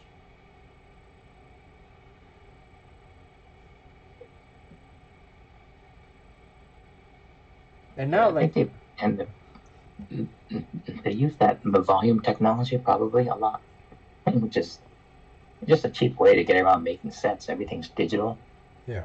and you can make a huge, vast landscape, but it's all just projected on the inside of a dome, Yeah. and then you put your actor there. And in theory, you should be able to tell the difference. But I think like a lot of the Superman movies, the latest Superman movie where he's just flying around, everyone's like, "Wow, his face looks flat and dead and no texture." And I think it's because he's just being lit by an entire dome of LEDs. So it just has a certain look. Well, you saw the Superman one. He didn't even have a cape in real life. The cape was all CG. Yeah. So if you saw like And his hair. yeah, if you saw still the hair too. They had a dome cap on. His hair was all CG when he's flying. So I think it's really interesting. I mean, like, what if you were to actually be there to watch them shoot on set live versus the final product?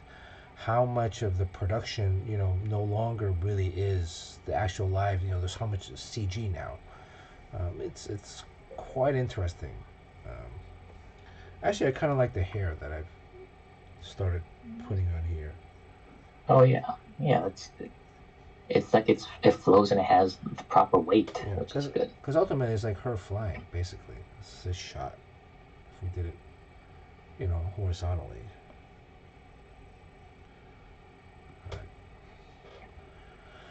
Uh, but it took a little bit of exploration to get to. So you can speed through the rest of the outfit and then worry about the specifics of the face offline, where you can actually focus on it.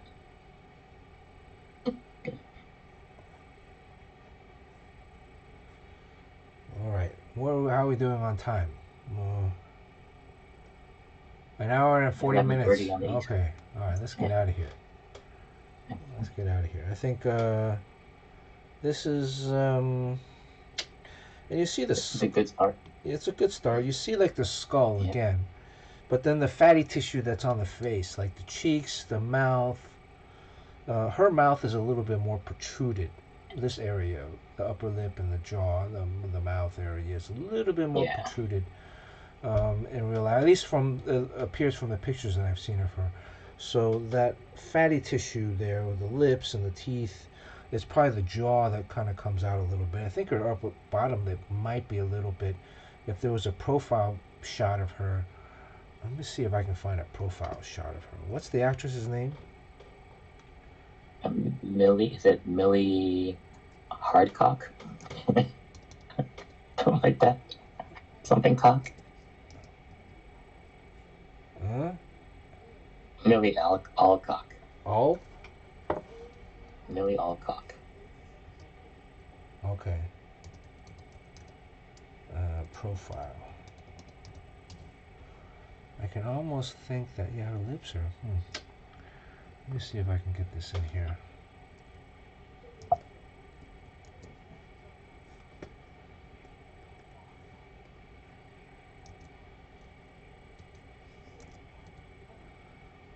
Let's see. This is a profile. This one's kind of oh, here it is.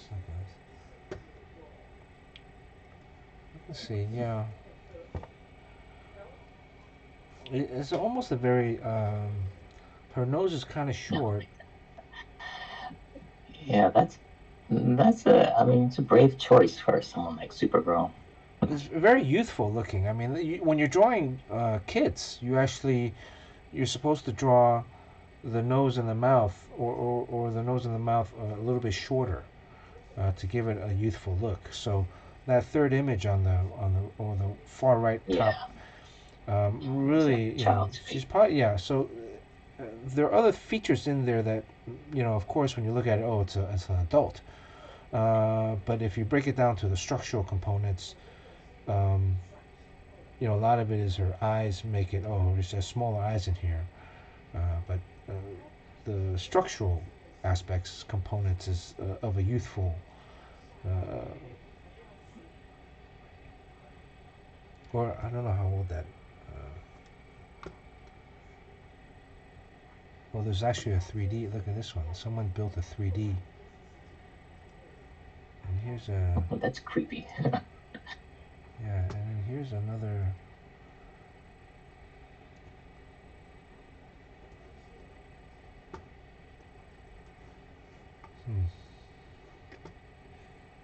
That'd be interesting. See her. How does this? Yeah, that whole mouth protrudes forward. And then her chin is big. Like these things, typically we wouldn't draw in comics. We tend to avoid drawing that because it doesn't fit the ideal. But in real life, you can make it work. But in drawing, it's tougher. She has like puffy, like a puffy face, a little bit puffier. Yeah, big, like that cheeks. Yeah. Honestly, this face is not going to age well, and so she looks great now.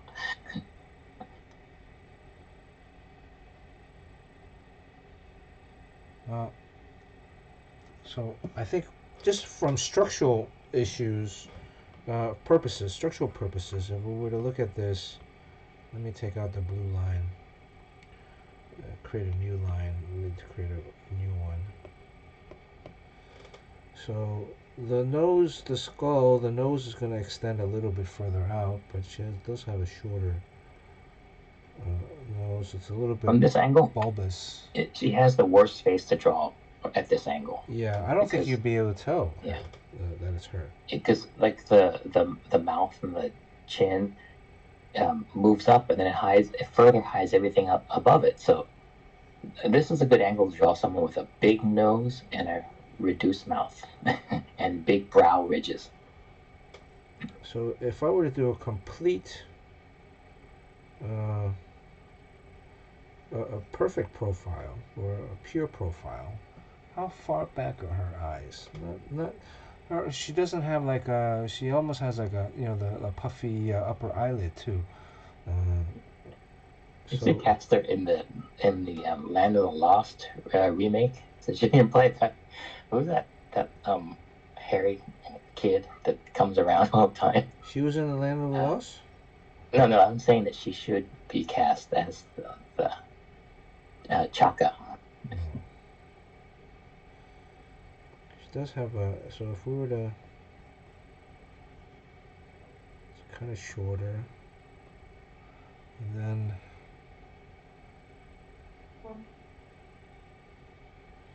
Her upper bottom lip is almost.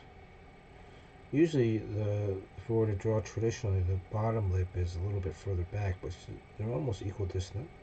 Like I have my bottom lip is, what do they call that? Where the bottom jaw extends out.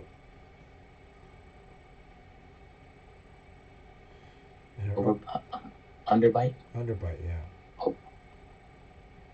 Underbite. Underbite, overbite? Underbite. Underbite.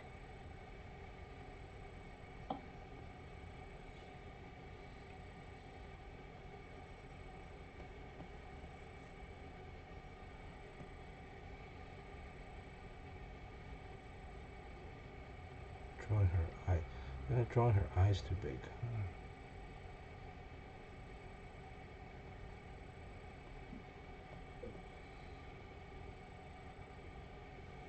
So she's a Game of Thrones actress, right? Was she in Game of Thrones or House of Or Dragons? something. House of Oh, Dragons. House Dragon, I guess.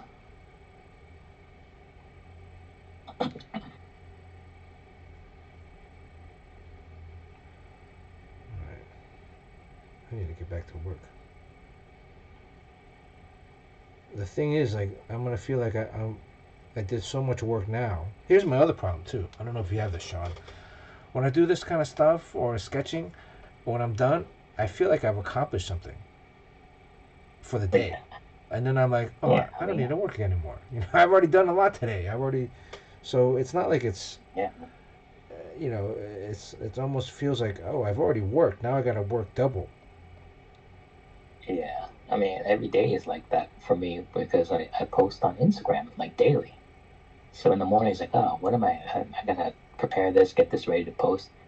And then by the time I'm done, it's like, oh, it's almost lunchtime. It's like, oh, that's a day. Yeah, you feel like, But oh, how much that's did I the make day. today? Yeah. Nothing so far. Yes. Well, you got to monetize your posts.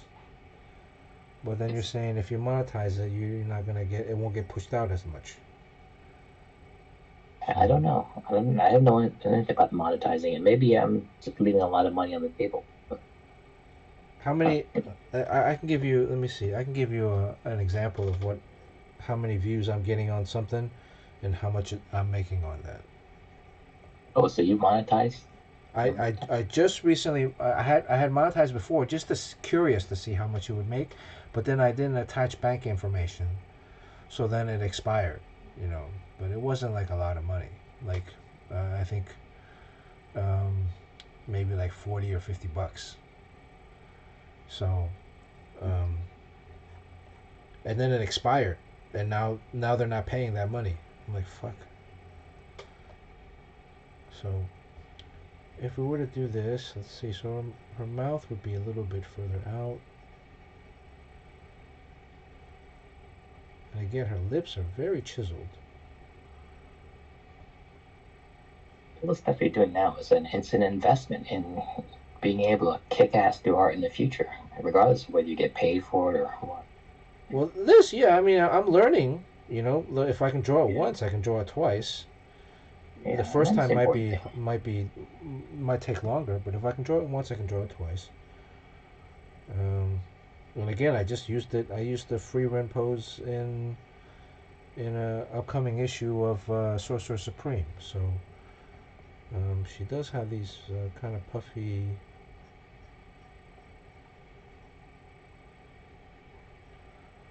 And then it's kind of a round, short chin. Well, no, it's kind of long. Chin's kind of long. But her mouth is not. It does have this almost. I wouldn't say it's not like a Joker thing, but it does come to this point at the end of her lips. Kind of curls up a little bit. Well, these are all very observant. I think most people, when they're drawing and they can't get their likeness right, they don't even see things that their brain won't let them see things that aren't named. Like they'll see eyes, nose, and mouth, but not space between the eyes, or things like the space between the nose and the mouth are like so important. But since there's no real name for it, they don't really see it. So that mouth protruding thing, especially in the front view, is not something they would notice. Like thinking like, well, how come I'm not getting this likeness? It's because I think the thing you're going through, where you're talking through how her face is different than the standard median. Um, I think that's kind of like the reason why you can do these likenesses so well. So you're actually thinking through it, and most people just don't even know what to look for. Her nose also tilts up a little bit. Yeah, it's got the ski jump. Yeah, so it tilts up, and there's a little bit of a bump, or a bulbous portion here. Yeah, and it seems to be pulling her upper lip upward with the nose. Yeah, so this area is a little bit like like a 1 or 2 millimeters longer than maybe what I might traditionally draw. Yeah. Um, so, but This is what you call classic bitch mouth. yeah, lips are. But it doesn't seem like it's not a wide nose. I'm looking at some of these other pictures. It's Yeah, not a wide it's a nose. very narrow nose. Yeah. narrow, but maybe a little bit of a bulb at the top, and it is very ski jumpy and short.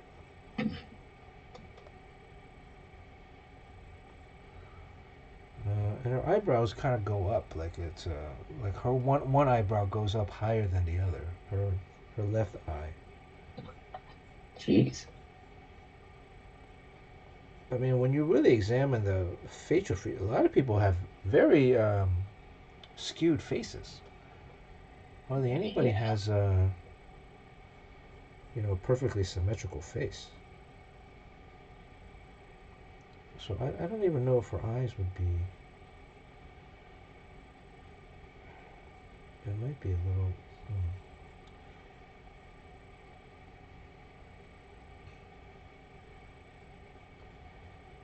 All right. Is it snowing in New York yet? No, it's the coldest day so far today.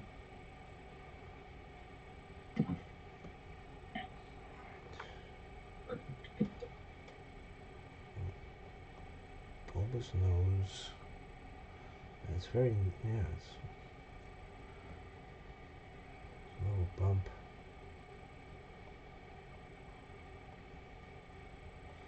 Okay. All right. Let's get out of here. I gotta get back to work. This ain't paying me. I get like 30 cents off of this engagement on Instagram.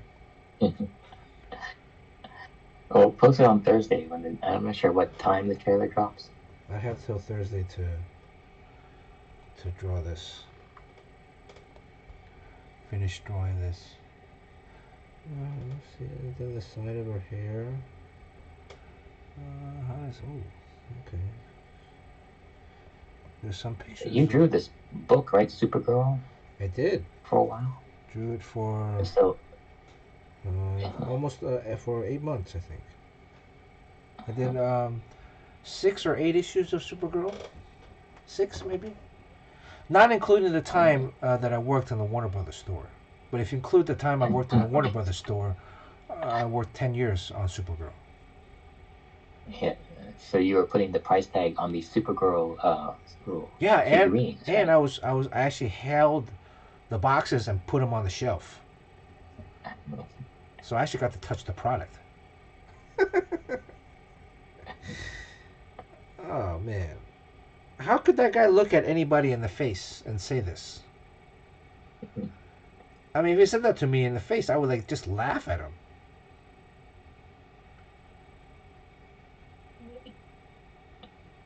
It's ridiculous. I mean,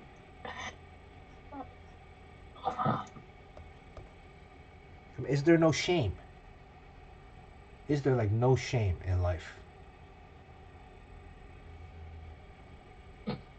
Yeah, the other person you're talking about when it comes to hyperbole on your resume, that you can say that you worked on an Eisner Award-winning book or something like that. Yeah. There's artists that came before you who was really, really amazing and stuff, but and and it might be their run that they're talking about, but technically, it's not lying. Uh, an exaggeration. Vulcans don't lie. I merely exaggerated. Oof.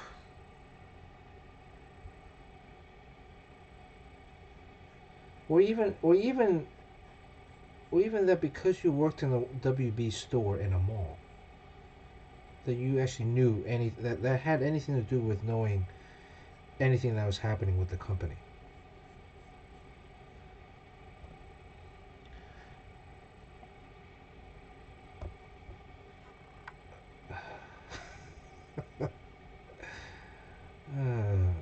I think we're a small enough stream that this is we're a small enough stream that this is we're not going to create any kind of we're in our own bubble, Sean, here. So Well, I think you're saying this because you think that CG is not as powerful and scary as it used to be. So all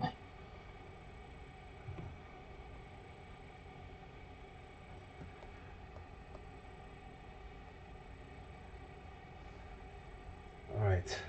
let's see. So if I took this away,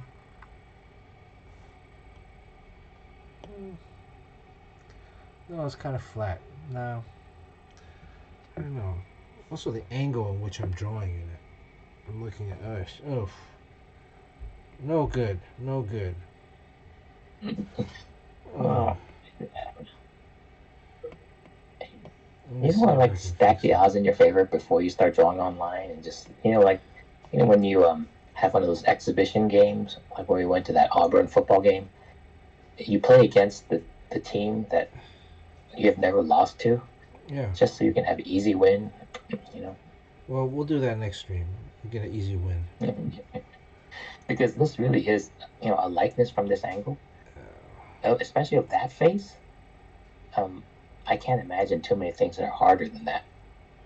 And then you're doing it for these people to watch. And like you guys are seeing something very rare. A guy who is basically shooting himself in the foot in front of you.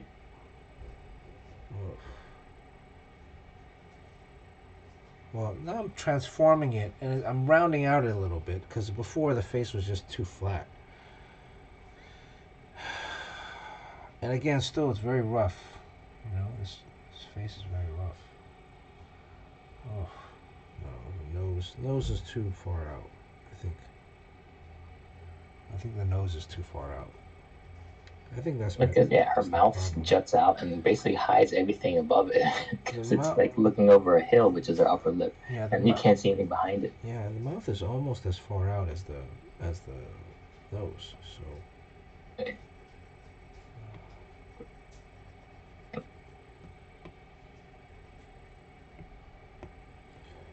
Sometimes I wish I was a caricature artist. That would have been fun.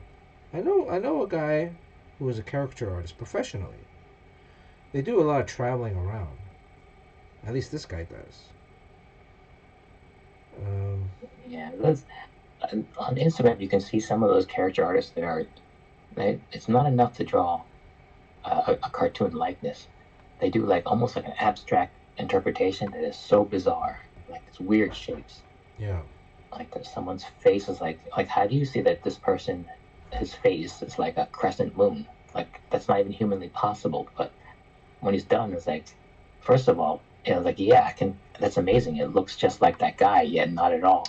And then he shows it as a guy, and he's there with his girlfriend, and they laugh and they love it.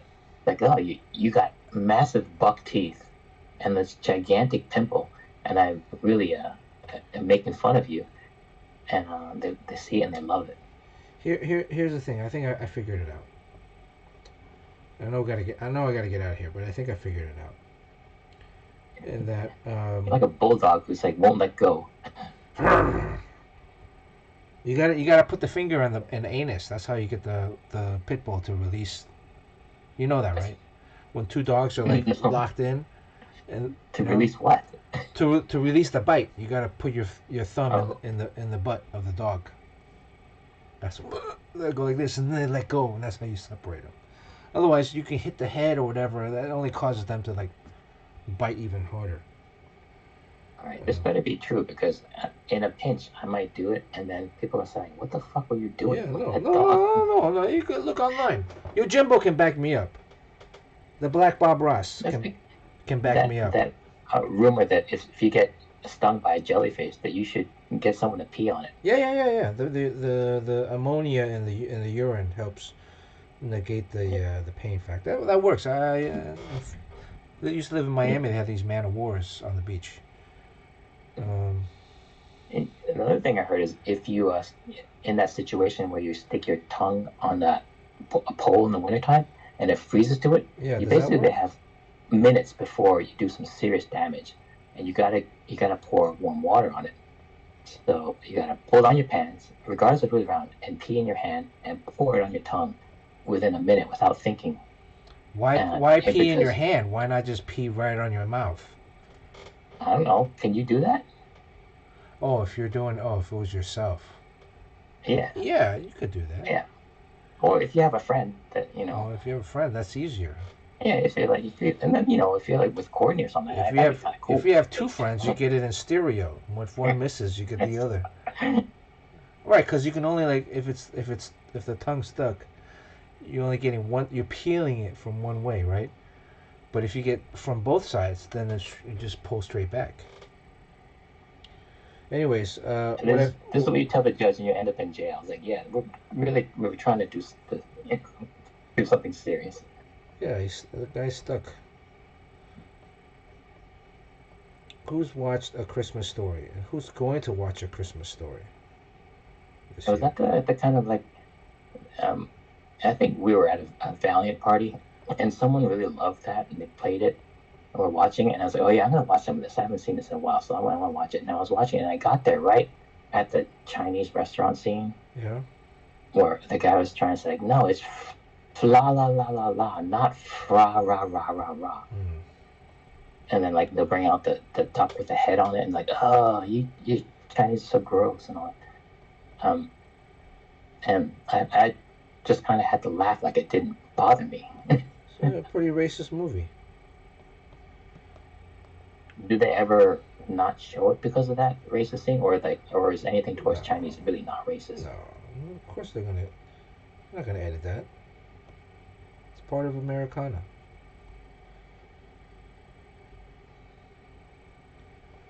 Uh, the thing I'm saying is like because it's protruding. If we're looking up this way, the mouth should be actually. We need somebody to. I would take a picture of myself, but my beard gets in the way. What you gotta do is stuff some olives or grapes in your cheeks, right on your bottom jaw, and Yeah, then because we wouldn't really even see the top of the bottom lip at this point, and the lip would be. Ugh. Uh, this would be a good thing to do in a bar. yeah, basically it's like you chose to walk a tightrope, and you said, oh, I don't need a net.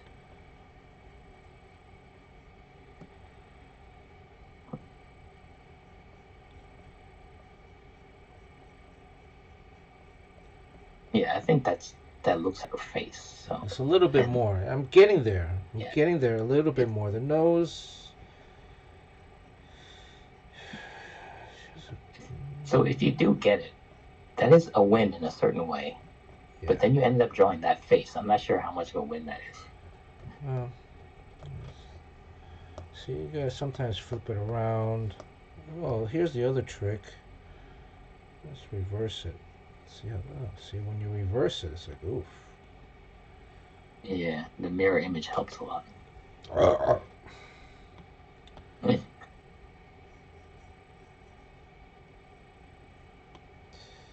I think that's really passable. I think if you just do the rest of it, um, the good thing about it is that people won't fixate on her face because it's at an angle where you don't really look at it, and then you can just focus on the rest of the body. Oh, I'm trying to get James Gunn to see this, and then maybe I'll get an invite to the premiere, Yes, and maybe I'll get the Sean Chan check in the mail. he did draw Supergirl, so I did who knows? They might use something that was in there. over half a Look, year. no one was more surprised than me than I was even acknowledged in that Fantastic Four movie. I still don't even see what the connection is. I Yeah, think I they were don't just see it. desperate to fill the room. I think well It's a maybe the baby in the carriage was what you drew, or the baby in the car.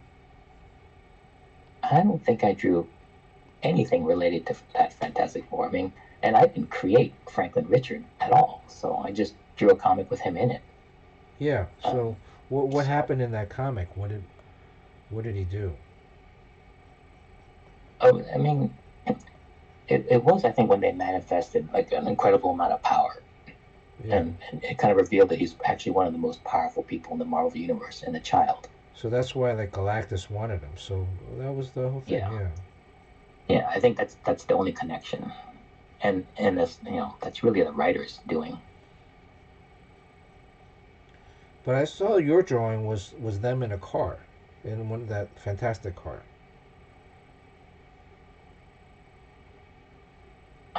guess. I don't know.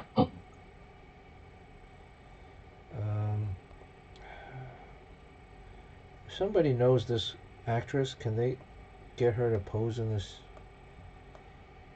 Oh, Can someone throw a marshmallow up in the air and make her try to catch it? This is horrible. Yeah, or a popcorn at the movie theater. Yes.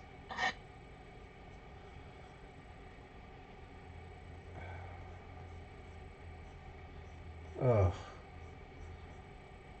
Now I'm gonna want to take a nap after this just to refresh.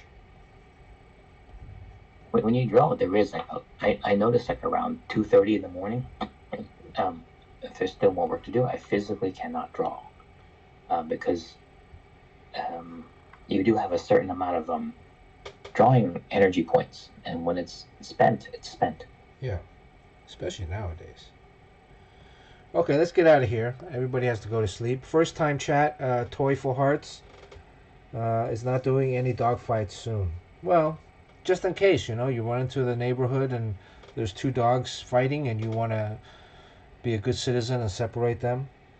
Popular but false idea of peeing on a jellyfish thing gained massive traction in the 1990 episode of TV show Friends, where Joey famously suggested it after Monica gets stung, leading to a comedic scene where Chandler has to do the yes. But I heard about it before. Yeah, I mean before, but like in the Yojima said it's a myth, and it probably is a myth.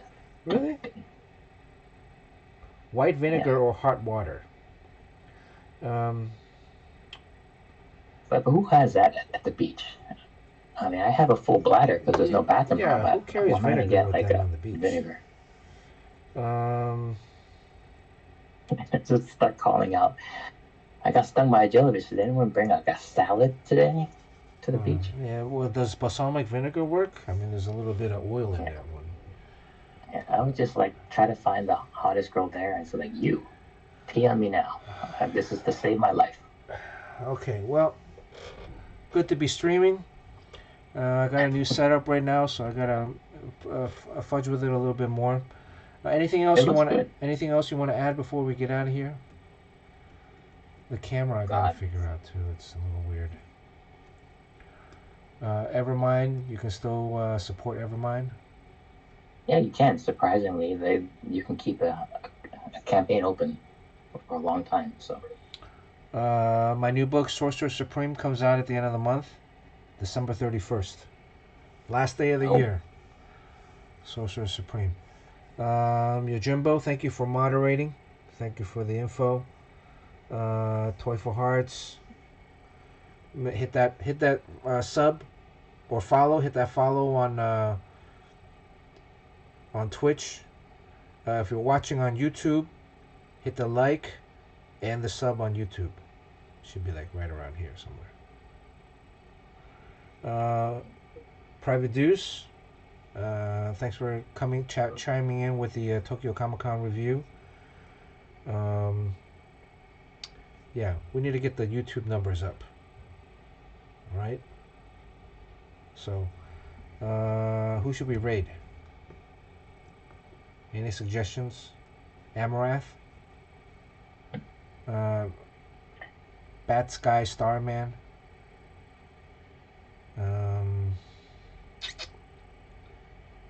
Chuck Udin? Who else? Anybody have a suggestion on who to raid?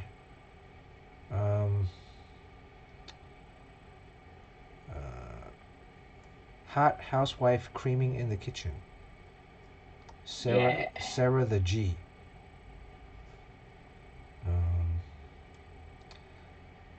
You did tennis. Anybody in chat, Sean, giving us anybody? Otherwise, no. Okay, let's do Batsky Starman. We've rated them before. Yeah.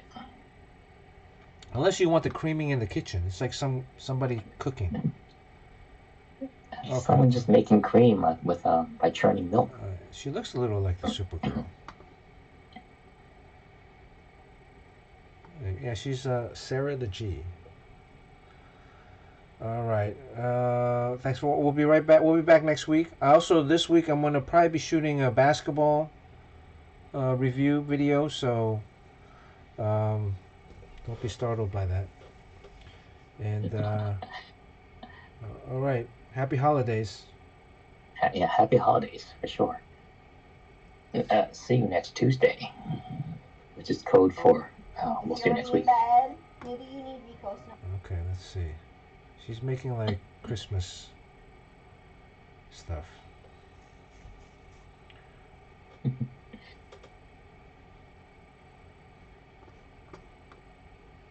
Okay.